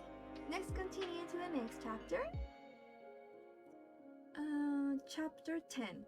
The Lobster Quadrille. The Mock Turtle sighed deeply and drew the back of one flapper across his eyes. He looked at Alice and tried to speak, but for a minute or two sobs choked his voice. Same as he had done a bone in his throat, said Griffin, and he set to work shaking him and punching him in the back. At last the Mock Turtle recovered his voice, and, with tears running down his cheeks, he went on again. You may not have lived much under the sea. I haven't, said Alice, and perhaps you were never even introduced to a lobster. Alice began to say, I once tasted, but checked herself hastily and said, no, never. So you can have no idea what a delightful thing a lobster quadrille is. No, indeed, said Alice. What sort of dance is it? Why, said the Griffin, you first form into a line along the seashore. 2 lines, cried the Mock Turtle. Seals, turtles, salmon, and so on. Then, when you have cleared all the jellyfish out of the way. That generally takes some time, interrupted the Griffin. You advance twice, each with a lobster as a partner, cried the Griffin. Of course, the Mock Turtle said. Advance twice, set 2 partners. Change lobsters and retire in same order, continued the Griffin. Then you know the... hold on. My camera kind of moved. Okay. Then you know, the Mock Turtle went on. You throw the lobsters, shouted the Griffin, with a bound into the air. As far out to sea as you can. Swim after them, screamed the Griffin. Turn a somersault in the sea, cried the Mock Turtle, capering wildly about. Change lobsters again, yelled the Griffin at the top of his voice. Back to land again, and that's all the first figure, said the Mock Turtle, suddenly dropping his voice, and the 2 creatures, who had been jumping about like mad things all this time, sat down again very sadly and quietly, and looked at Alice. It must be very pretty dance, said Alice timidly. Would you like to see a little of it? Said the Mock Turtle. Very much indeed, said Alice. Come, let's try the first figure, said the Mock Turtle to the Griffin. We can do without lobsters, you know. Which shall sing? Oh, you sing, said the Griffin. I've forgotten the words. So they began suddenly dancing round and round Alice, every now and then turning on her toes when they passed too close, and waving their forepaws to mark the time, while the Mock Turtle sang this very slowly and sadly. Will you walk a little faster? Said a wheating to a snail. There's a porpoise close behind us, and he's treading on my tail. See how eagerly the lobsters and the turtles have advanced. They're waiting on the shingle. Oh, will you come and join the dance? Will you join the dance? Would you join the dance? You can really have no notion how delightful it will be when they take us up and throw us with the lobsters out to sea. But the snail replied too far, and gave a look askance. Said he thanked the wheedling kindly, but he will not join the dance. Will not join the dance. will not join the dance. What matters is how far we go. His scaly friend replied, there is another shore, you know, upon the other side. The further up from England, the nearer is to France. Then turn up pale, beloved snail, but come and join the dance. Would you join the dance? Would you join the dance? Thank you, it's a very interesting dance to watch, said Alice, feeling very glad that it was over at last. And I do so like the curious song about the wedding. Oh, as to the wedding, said the mock troll, you've seen them, of course? Yes, said Alice. I often seen them at Din. She checked herself hastily. I don't know where Din may be, said the mock troll, but if you've seen them so often, of course, you know what they're like. I believe so, Alice replied thoughtfully. They have their tails in their mouths, and they're all over crumbs. You're wrong about the crumbs, said the mock troll. Crumbs will all wash off in the sea, but they have their tails in their mouths, and the reason is... Here the mock troll yawned and shut his eyes. Tell it about the reason and all that, he said to the griffin. The reason is, said the griffin, that they will go with the lobsters to the dance. So they got thrown out the sea. So they had to fall a long way. So they got their tails fast in their mouths. So they couldn't get them out again. That's all. Thank you, said Alice. It's very interesting. I never knew so much about weeding before. I can tell you more than that if you like, said the griffin. Do you know why it's called weeding? I never thought about it, said Alice. Why? It does the boots and shoes, the griffin replied very solemnly. Alice was truthfully puzzled. Does the boots and shoes, she repeated in a wondering tone. Why, what are your shoes done with? Said the griffin. I mean, what makes them so shiny? Alice looked down at them and considered a little before she gave the answer. They are done with blacking, I believe. Boots and shoes under the sea, the griffin went on in a deep voice, are done with a within. Now you know. What are they made of? Alice asked in a tone of great curiosity. Soles and eels, of course, the griffin replied rather impatiently. Any shrimp could have told you that. If I'd been the wedding, said Alice, whose thoughts were still running on the song, I have said to the porpoise, keep back please, we don't want you with us. They were obliged to have him with them, the mock troll said. No wise fish will go anywhere without a porpoise. Wouldn't it really? Said Alice in a tone of great surprise. Of course not, said the mock troll. Why, if a fish came to me and told me he was going on a journey, I should say, with what purpose? Don't you mean purpose? Said Alice. I mean what I say, the mock troll replied in an offended tone, and the griffin added, Come, let's hear some of your adventures. I could tell you my adventures, beginning from this morning, said Alice, a little timidly. But it's no use going back to yesterday, because I was a different person then. Explain all that, said the mock troll. No, the adventures first, said the griffin in an impatient tone. Explanations take such a dreadful time. So Alice began telling them her adventures from the time when she first saw the white rabbit. She was a little nervous about it at first. The two creatures got so close to her, one on each side, and opened their eyes and mouths so very wide. But she gained courage as she went on. Her listeners were perfectly quiet till she got to the part about her repeating, You are old, Father William, to the caterpillar. And the words all coming different, and then the mock troll drew a long breath and said, That's very curious. It's all about as curious as it can be, said the griffin. It all came different, the mock troll repeated thoughtfully. I should like to hear her try and repeat something now. Tell her to begin. He looked at the griffin as if he thought he had some kind of authority over Alice. Stand up and repeat. This is the voice of the sluggard, said the griffin. How the creatures order me one about and make one repeat lessons, thought Alice. I might as well be at school at once. However, she got up and began to repeat it, but her head was so full of the lobster quadrille that she hardly knew what she was saying, and the words came very queer indeed. This is the voice of the lobster, I heard him declare. You have baked me too brown, I must sugar my hair.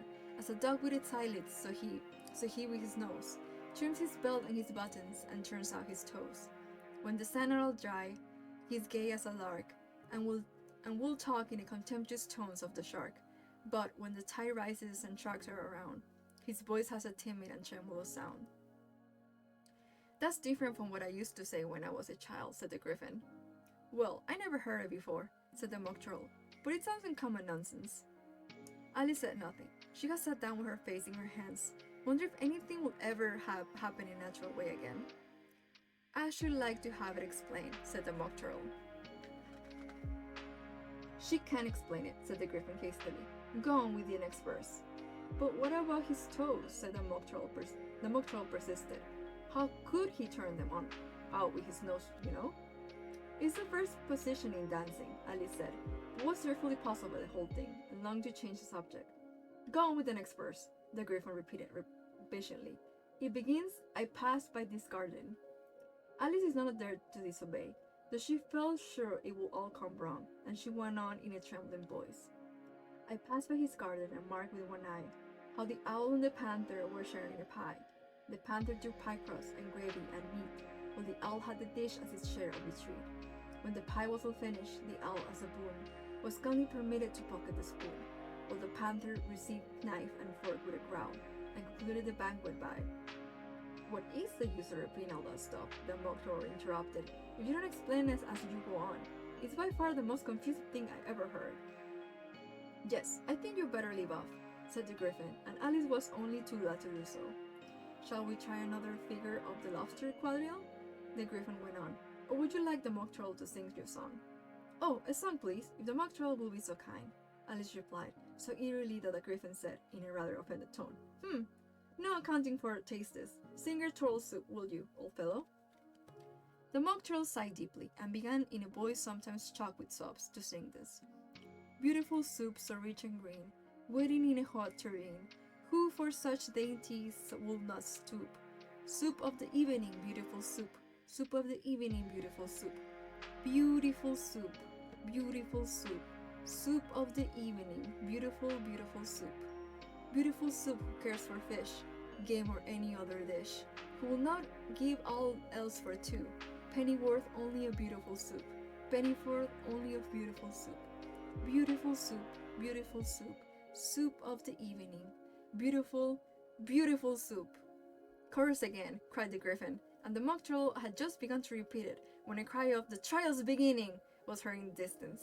Come on, cried the Griffin, and taking Alice by the hand, he hurried off, without waiting for the end of the song. What trial is it? Alice panted as she ran, but the Griffin only answered, Come on, and ran the faster, while more and more faintly came, carried on the breeze that followed them, the melancholy words. Soup of the evening, beautiful, beautiful soup. Oh, that's so end of chapter. That was so confusing. Why is he thinking about soup? Okay. The trials, yes. Is it the Queen trials? I'm guessing it is since I see the little bunny rabbit. Yes, beautiful soup. Beautiful, beautiful soup. Oh, thank you so much for the hydration. Wait, double hydrate? How much water do you want me to drink? Thank you, thank you. Okay.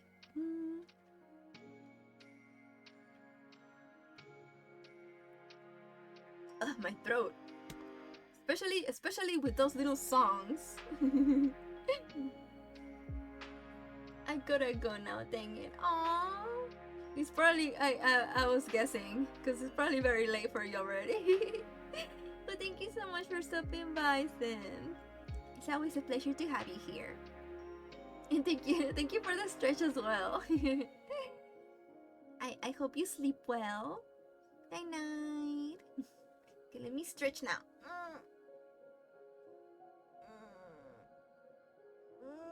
Okay. So I need to move a little bit on my chair.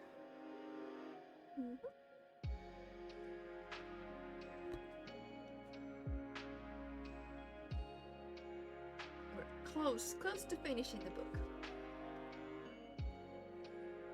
Hugging. Oh, what about my hug, Zen? Where's my hug?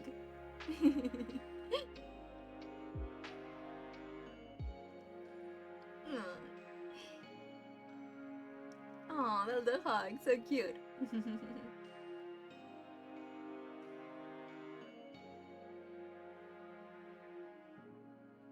Hug. Oh, yeah, that happens. No, wait. No, the foul language. What do you say? I didn't even get to see what it said. Wait, what? 28 messages? What? Why 28 messages? What? No, they deleted everything you were saying? No! A whole disaster. No! Why? Why did my bot do that? I didn't even know it could do that. It just erased everything you were saying. No. Aw, thank you. Thank you for the hug. I'm so sorry. I'm so sorry the law of the Holy Library was dropped upon you. Erased all your sad chat messages. No. I just don't understand why I had to delete all your messages when I'm pretty sure what you said was probably not that bad.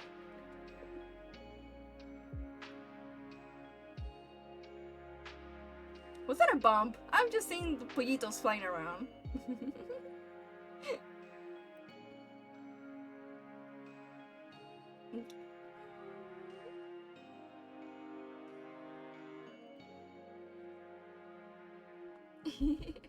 Of course, I knew it was you, Perla. Of course.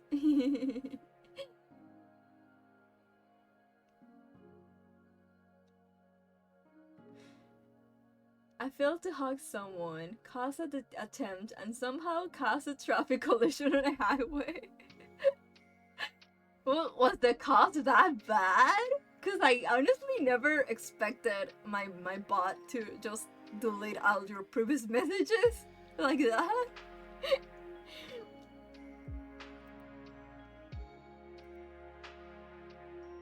I'm so sorry. Patting your little head. The bot was offended. The bot was like, no such words here in this holy place. Not causing. He did take it too seriously. You shut up, Streamlabs.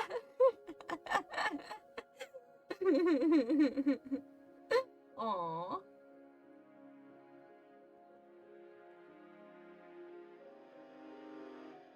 It's okay, it's okay. You did nothing wrong. I believe in you. They just wanted to censor you.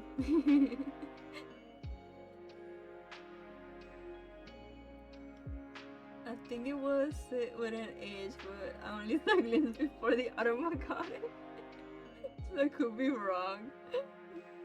That is not that bad. Why did my bot get so offended by that? It was so funny though. But yes, please be careful with your words here at the library so you won't get punished.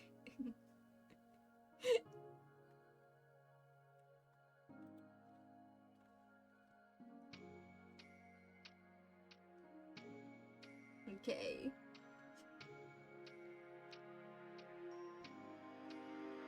Now, let's continue to the next chapter.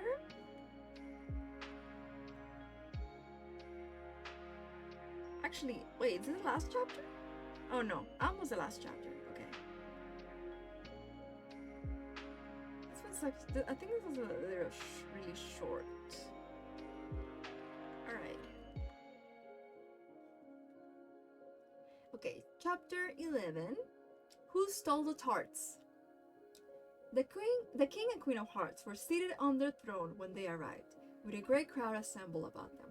All sorts of little birds and beasts, as well as the whole pack of carts. The knaves was standing before them, in chains, with a soldier on each side to guard them. And near the king was the white rabbit, with a trumpet in one hand, and a scroll of parchment in the other. In the very middle of the court was a table, with a large dish of tarts upon it. They looked so good that it made Alice quite hungry to look at them. I wish they'd get the trial done, she thought, and hand round the refreshments. But there seemed to be no chance of this, so she began looking at everything about her to pass away the time. Alice had never been in a court of justice before, but she had read about them in books, and she was quite pleased to find that she knew the name of nearly everything there. That's a judge, she said to herself, because of his great wig. The judge, by the way, was the king, and as he wore his crown over the wig, look at the frontispiece if you want to see how he did it. He did not look at all comfortable, and it was certainly not becoming. And that's just the jury box, thought Alice, and those 12 creatures, she was obliged to say creatures, you see, because some of them were animals and some were birds. I suppose they're the jurors. She said this last word 2 or 3 times over to herself, being rather proud of it, for she thought, and rightly too, that very few little girls of her age knew the meaning of it at all. However, jurymen would have done just as well. The 12 jurors were all writing very busily on slates. What are they doing? Alice whispered to the griffin. They can't have anything to put down yet, before the trial's begun. They're putting down their names, the griffin whispered in reply, for fear they should forget them before the end of the trial. Stupid things, Alice began in a loud, indignant voice, but she stopped hastily, for the white rabbit cried out, "Silence in the court!" And the king put on his spectacles and looked anxiously around, to make out who was talking. Alice could see, as well as she were looking over their shoulders, that all the jurors were writing down stupid things on their slates, and she could even make out that one of them didn't know how to spell stupid, and that he had to ask his neighbor to tell him. A nice model their slates will be in before the trial's over, thought Alice. One of the jurors had a pencil that squeaked. This, of course, Alice could not stand, and she went round the court and got behind him, and very soon found an opportunity of taking it away. She did it so quickly that the poor little juror, it was Bill, the lizard, could not make out all what had become of it. So, after hunting all about for it, he was obliged to write with one finger for the rest of the day, and this was of very little use, as he left no mark on the slate. "Herald, read the accusation," said the king.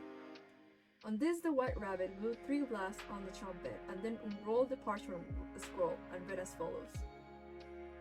"The Queen of Hearts, she made some tarts, and all on a summer day. The knave of hearts, he stole those tarts, and took them quite away. Consider your verdict," the king said to the jury. Not yet, the rabbit hastily interrupted. "There's a great deal to come before that." "Call the first witness," said the king, and the white rabbit blew 3 blasts on the trumpet, and called out, "First witness!" The first witness was the Hatter. He came in with a teacup in one hand and a piece of bread and butter in the other. "I beg pardon, your majesty," he began, "for bringing this in, but I hadn't quite finished my tea when I was sent for." "You ought to have finished," said the king. "When did you begin?" The Hatter looked at the March Hare, who had followed him into the court, arm in arm with the Dormouse. 14th of March, I think it was," he said. 15, said the March Hare. 16, said the Dormouse. I'm sorry. "Write it down," the king said to the jury, and the jury eagerly wrote down all 3 dates on their slates, and then added them up and reduced the answer to shillings and pence. "Take off your hat," the king said to the Hatter. "It isn't mine," said the Hatter. "Stolen!" the king exclaimed, turning to the jury, who easily made a memorandum of the fact. "I keep them to sell," the Hatter added as an explanation. I've none of my own. I'm a Hatter." Here the queen put on her spectacles and began staring at the Hatter, who turned pale and fidgeted. "Give your evidence," said the king, "and don't be nervous, or I'll have you executed on the spot." This did not seem to encourage the witness at all. He kept shifting from one foot to the other, looking uneasily at the queen, and in his confusion, he bit a large piece out of his teacup instead of the bread and butter. Just at this moment, Alice felt a very curious sensation, which puzzled her a good deal until she made out what it was. She was beginning to grow larger again, and she thought at first she would get up and leave the court, but on second thoughts, she decided to remain where she was as long as there was room for her. "I wish you wouldn't squeak so," said the Dormouse, who was sitting next to her. "I can hardly breathe." "I can't help it," said Alice very meekly. "I'm growing." "You have no right to grow here," said the Dormouse.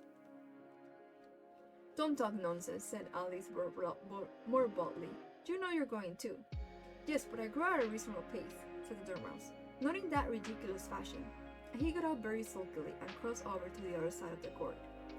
all this time the queen had never left off staring at the Hatter, and, just as Dormouse crossed the court, she said to one of the officers of the court, "Bring me the list of the singers in the last concert." On which the wretched Hatter trembled so that he shook both his shoes off. "Give your evidence," the king repeated angrily, "or I'll have you executed, whether you're nervous or not." "I'm a poor man, your majesty," the matter began, in a trembling voice, "and I hadn't begun my tea, not above a week or so, and what with the bread and butter getting so thin, and the twinkling of the tea—" "The twinkling of the what?" said the king. "It began with the tea," the Hatter replied. "Of course twinkling begins with the tea," said the king sharply. "Do you take me for a dunce? Go on!" "I'm a poor man," said the Hatter went on, "and most things twinkle after that. Only the March Hare said—" "I didn't!" the March Hare interrupted in a great hurry. "You did," said the Hatter. "I deny it," said the March Hare. "He denies it," the king said. "Leave it apart." "Well, at any rate," the Dormouse said, the Hatter went on, looking anxiously around to see if he would deny it too. But the Dormouse denied nothing, being fast asleep. "After that," continued the Hatter, "I got some more bread and butter." "But what did the Dormouse say?" one of the jury asked. "That I can't remember," said the Hatter. "You must remember," remarked the king, "or I'll have you executed." The miserable Hatter dropped his teacup and bread and butter and went down on one knee. "I am a poor man, your majesty," he began. "You're a very poor speaker," said the king. Here one of the guinea pigs cheered, and was immediately suppressed by the officers of the court, as that is rather a hard word. I will just explain to you how it was done. They had a large canvas bag, which tied up at the mouth with strings. Into this they slipped a guinea pig, head first, and then sat upon it. "I'm glad I seen that done," thought Alice. "I've so often read in the newspapers at the end of trials there was some attempt at applause, which was immediately suppressed by the officers of the court, and I never understood what it meant till now." "If that's all you know about it, you may stand down," continued the king. "I can go no lower," said the Hatter. "I'm on the floor as it is." "Then you may sit down," the king replied. Here the other guinea pig cheered and was suppressed. Come, that finished the guinea pigs," thought Alice. "Now we shall get on better." "I'd rather finish my tea," said the Hatter, with an anxious look at the queen, who was reading the list of singers. "You may go," said the king, and the Hatter hurriedly left the court, without even waiting to put his shoes on. And just take his head outside," the queen added to one of his officers, but the Hatter was out of sight before the officer could get to the door. "Call the next witness," said the king. The next witness was the Duchess cook. She carried the pepper box in her hand, and Alice guessed who it was, even before she got into the court. By the way, the people near the door began sneezing all at once. "Give your evidence," said the king. "Shan't," said the cook. The king looked anxiously at the White Rabbit, who said in a low voice, "Your Majesty must cross-examine this witness." "Well, if I must, I must," the king said, with a melancholy air, and, after folding his arms and frowning at the cook till his eyes were nearly out of sight, he said in a deep voice, "What are tarts made of?" "Pepper mostly," said the cook. "Treacle," said a sleepy voice behind her. "Collar the dormouse," the queen shrieked out. "Behead the dormouse! Turn the dormouse out of court! Suppress him! Pinch him! Off with his whiskers!"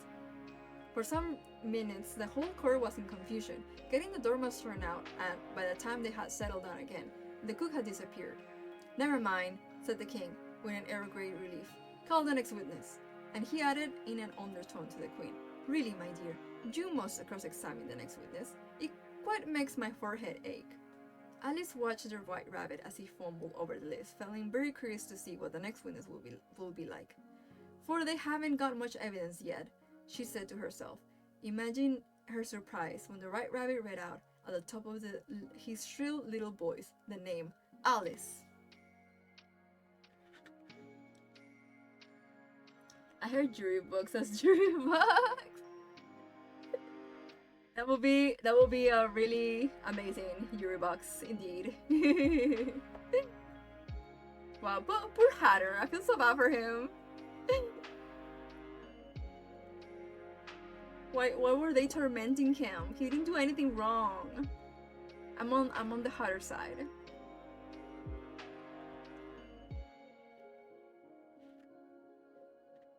So they're like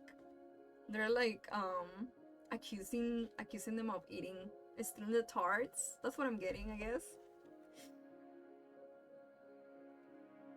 This last chapter's having a bit confusing to me. He doesn't even know his own hat, yeah. Pobrecito. He's too poor. Leave him alone. Let him have his tea parties. He doesn't deserve this treatment. Also, did the dormouse die? Are they gonna execute him actually? I'm a bit concerned.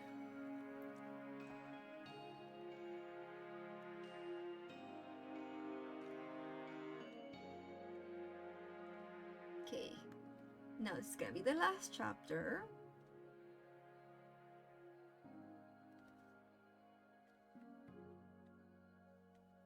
At least the Hatter survived.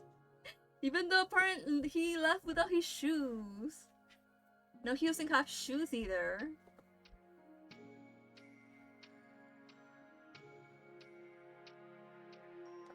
They're so mean to him.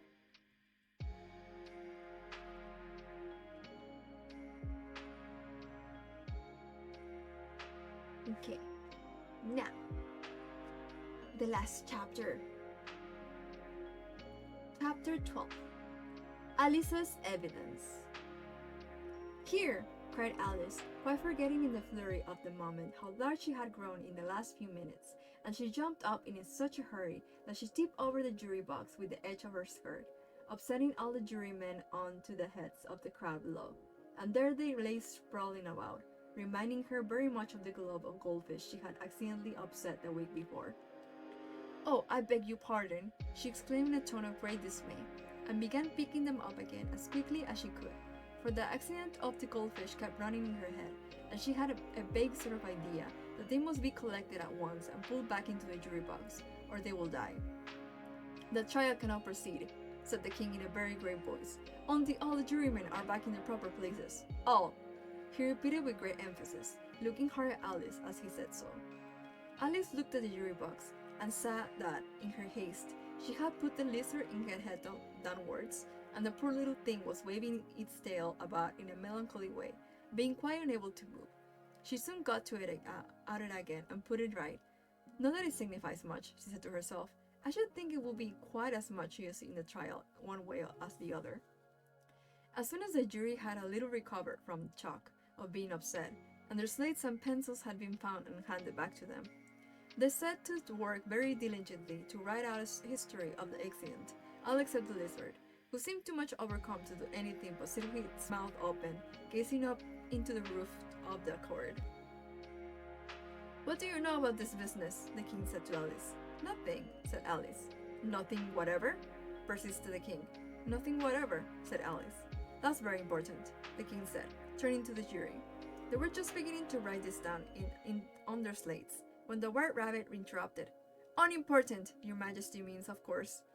He said it in a very respectful tone, but frowning and making faces at him as he spoke. "Unimportant, of course, I meant," the king hastily said, and went on to himself in an undertone. "Important, unimportant, unimportant, important," as if he were trying which word sounded best. Some of the jury wrote it down, important, and some unimportant. Alice could see this, as she was near enough to look over their slates. But it doesn't matter a bit, she thought to herself. At this moment, the king, who had been for some time busily writing his notebook, cackled out, "Silence!" and read out from his book. "Rule 42. All persons more than a mile high to leave the court." Everybody looked at Alice. "I'm not a mile high," she said Alice. "You are," said the king. "Nearly 2 miles high," added the queen. "Well, I shan't go at any rate," said Alice. "Besides, that's not a regular rule. You invented it just now." "It's the oldest rule in the book," said the king. "Then it ought to be number 1, said Alice. The king turned pale and shut his notebook hastily. "Consider your verdict," he said to the jury in a low, trembling voice. "There's more evidence to come yet, please, your majesty," said the White Rabbit, jumping up in great hurry. "This paper has just been picked up." "What's in it?" said the queen. "I haven't opened it yet," said the White Rabbit, "but it seems to have a letter written by the prisoner to somebody." "It must have been that," said the king, "unless it was written to nobody, which is unusual." "You know?" "Who is it directed to?" said one of the jurymen. It isn't directed at all, said the White Rabbit. In fact, there's nothing written on the outside. He unfolded the paper as he spoke and added, It isn't a letter after all. It's a set of verses. And are they in the prisoner's handwriting? Asked another of the jurymen. No, they're not, said the White Rabbit. And that's the queerest thing about it. The jury all looked puzzled. He must have imitated somebody else's hand, said the king. The jury all brightened up again. Please, your majesty, said the knave. I didn't write it, and they can prove I did. There's no name signed at the end. If you didn't sign it, said the king, that only makes the matter worse. You must have spent some mischief, or else you have signed your name like an honest man. There was a general clapping of hands at this. It was the first really clever thing the king had said that day. That proves his guilt, said the queen.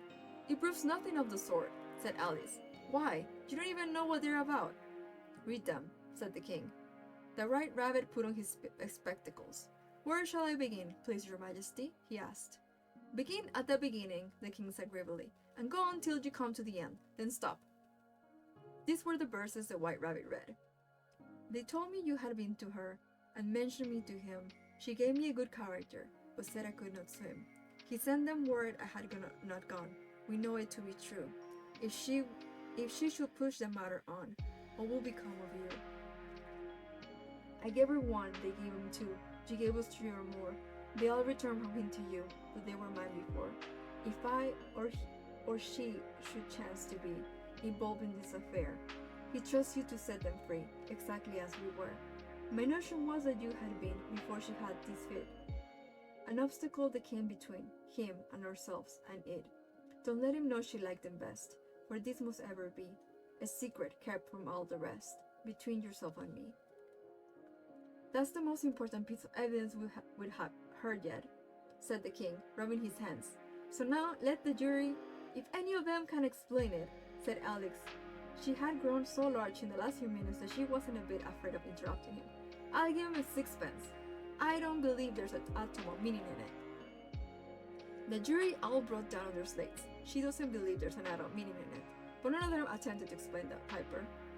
If there's no meaning in it, said the king, that saves a world of trouble, you know, as we needn't try to find any. And yet I don't know. He went on, spreading out the verses on his knee and looking at them with one eye. I seem to see some meaning in them after all. I said I could not swim.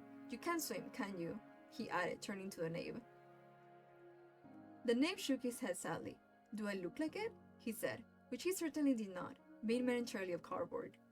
All right, so far, said the king, and he went on muttering over the verses to himself. We know it to be true. That's the jury, of course. I gave her 1, they gave him 2. Why, that must be what he did with tarts, you know. But it goes on, they all return from him to you, said Alice. Why, there they are, said the king triumphantly, pointing to the tarts on the table. Nothing can be clearer than that. Then again, before she had his fit. You never had fits, my dear, I think, he said to the queen.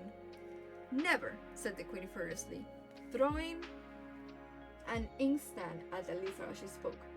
The unfortunate little Bill had left off writing on his slate with not one finger, as he found it made no mark, but he now hastily began again, using the ink that was trickling down his face, as long as it lasted.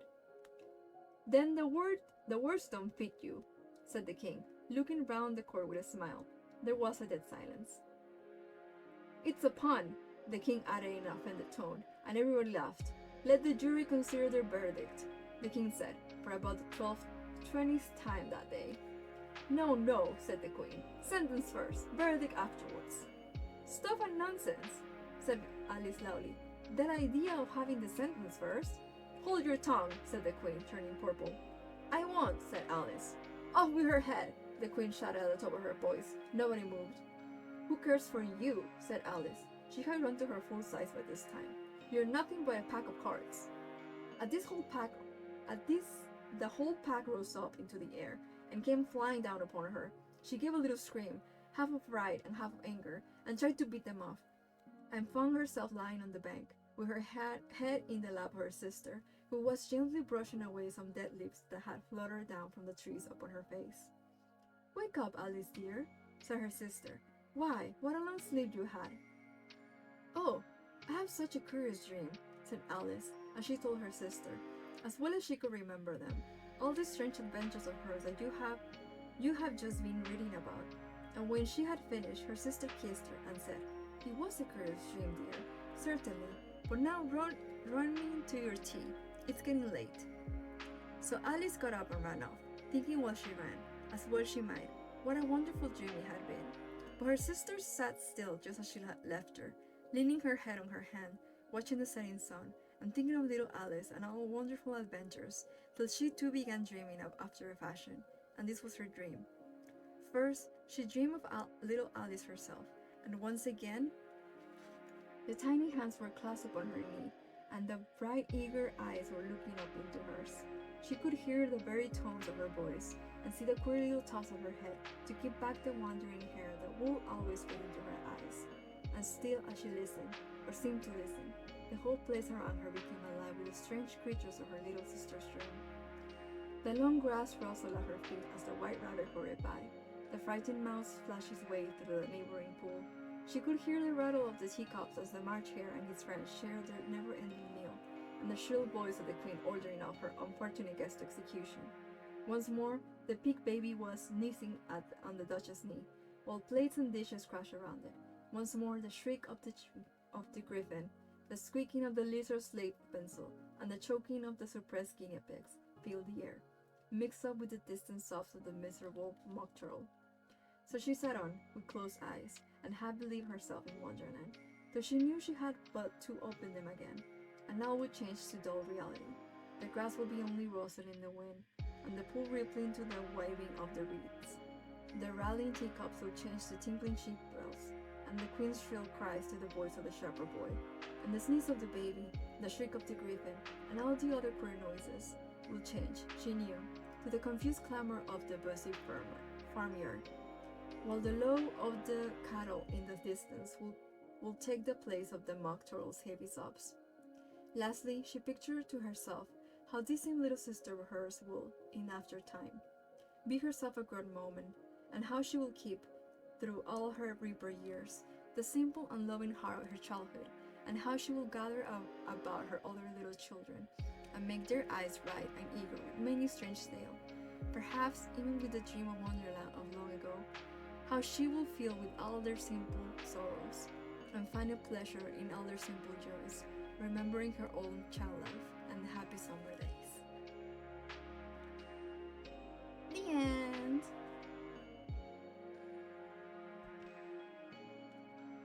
Where's my bookmark? Ah, there. So, that was the first book, Alice's Adventures in Wonderland. OMG the queen, yeah! I'm glad we got to see again the queen at the end. Yay! We finished! Makes me feel productive being able to finish one book during a stream. And next time we can continue with the sequel. But yeah. I'm so happy I finally got to read this book after so long. Even though there's definitely a lot of things I need to research to understand, because it was very few chapters that were a bit confusing. But I really enjoyed it. I really liked the writing, and I especially really liked the end. That little part about how even when she grows up, she still will have her childhood self was really nice. I really liked it. What about you all? Do you all like it? What do you think? Let me drink more of my tea that's already completely cold.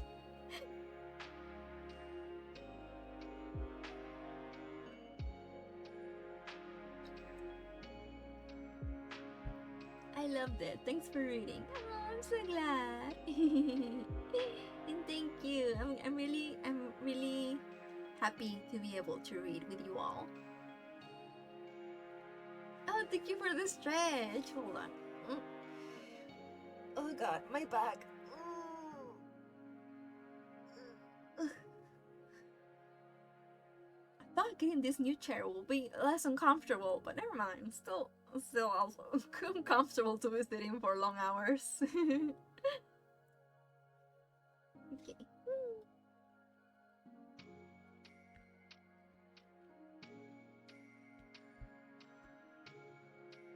Really, really good book. Probably, I think I'll give it 4 stars, definitely. Thank you for reading to us. You're welcome. I'm really glad you all like that reading streams. It's honestly been one of my goals since like last year, but for some reason I just never tried it last year. So I'm glad that I finally decided to start these little reading streams this year. Oh, thank you for the hydrate. Awa awa.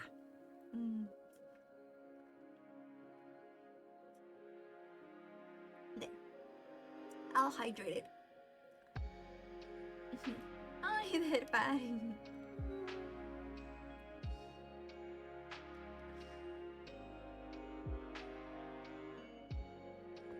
Okay. Before we go, let's see who we can raid. Let's see. I also need to take off my book. I already finished reading.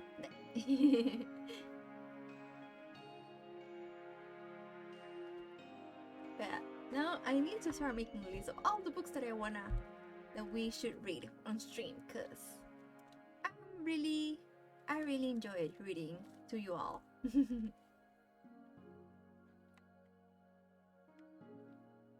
Oh, also I was thinking, maybe after, I thought it would be in maybe like a fun activity that after we finish a book, we can watch one of the adaptations on the server. Whichever you all pick, because I can show you all, like I can give you like options and you all can vote on it. So you can feel more like a little book club, you know? Yeah, you like my idea. So that also, for example, also if we read, for example, Wizard of Oz or other books that I'm planning to in the future, probably like Phantom of the Opera or something, we can all watch the adaptations also together. And also compare, because I think that's also the fun part, comparing adaptations to the book.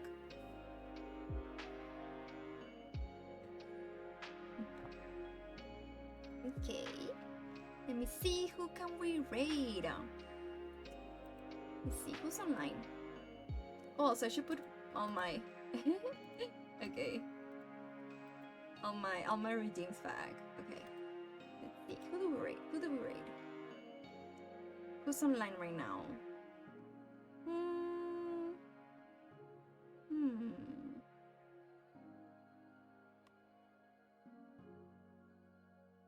William coding. Oh. Okay. I like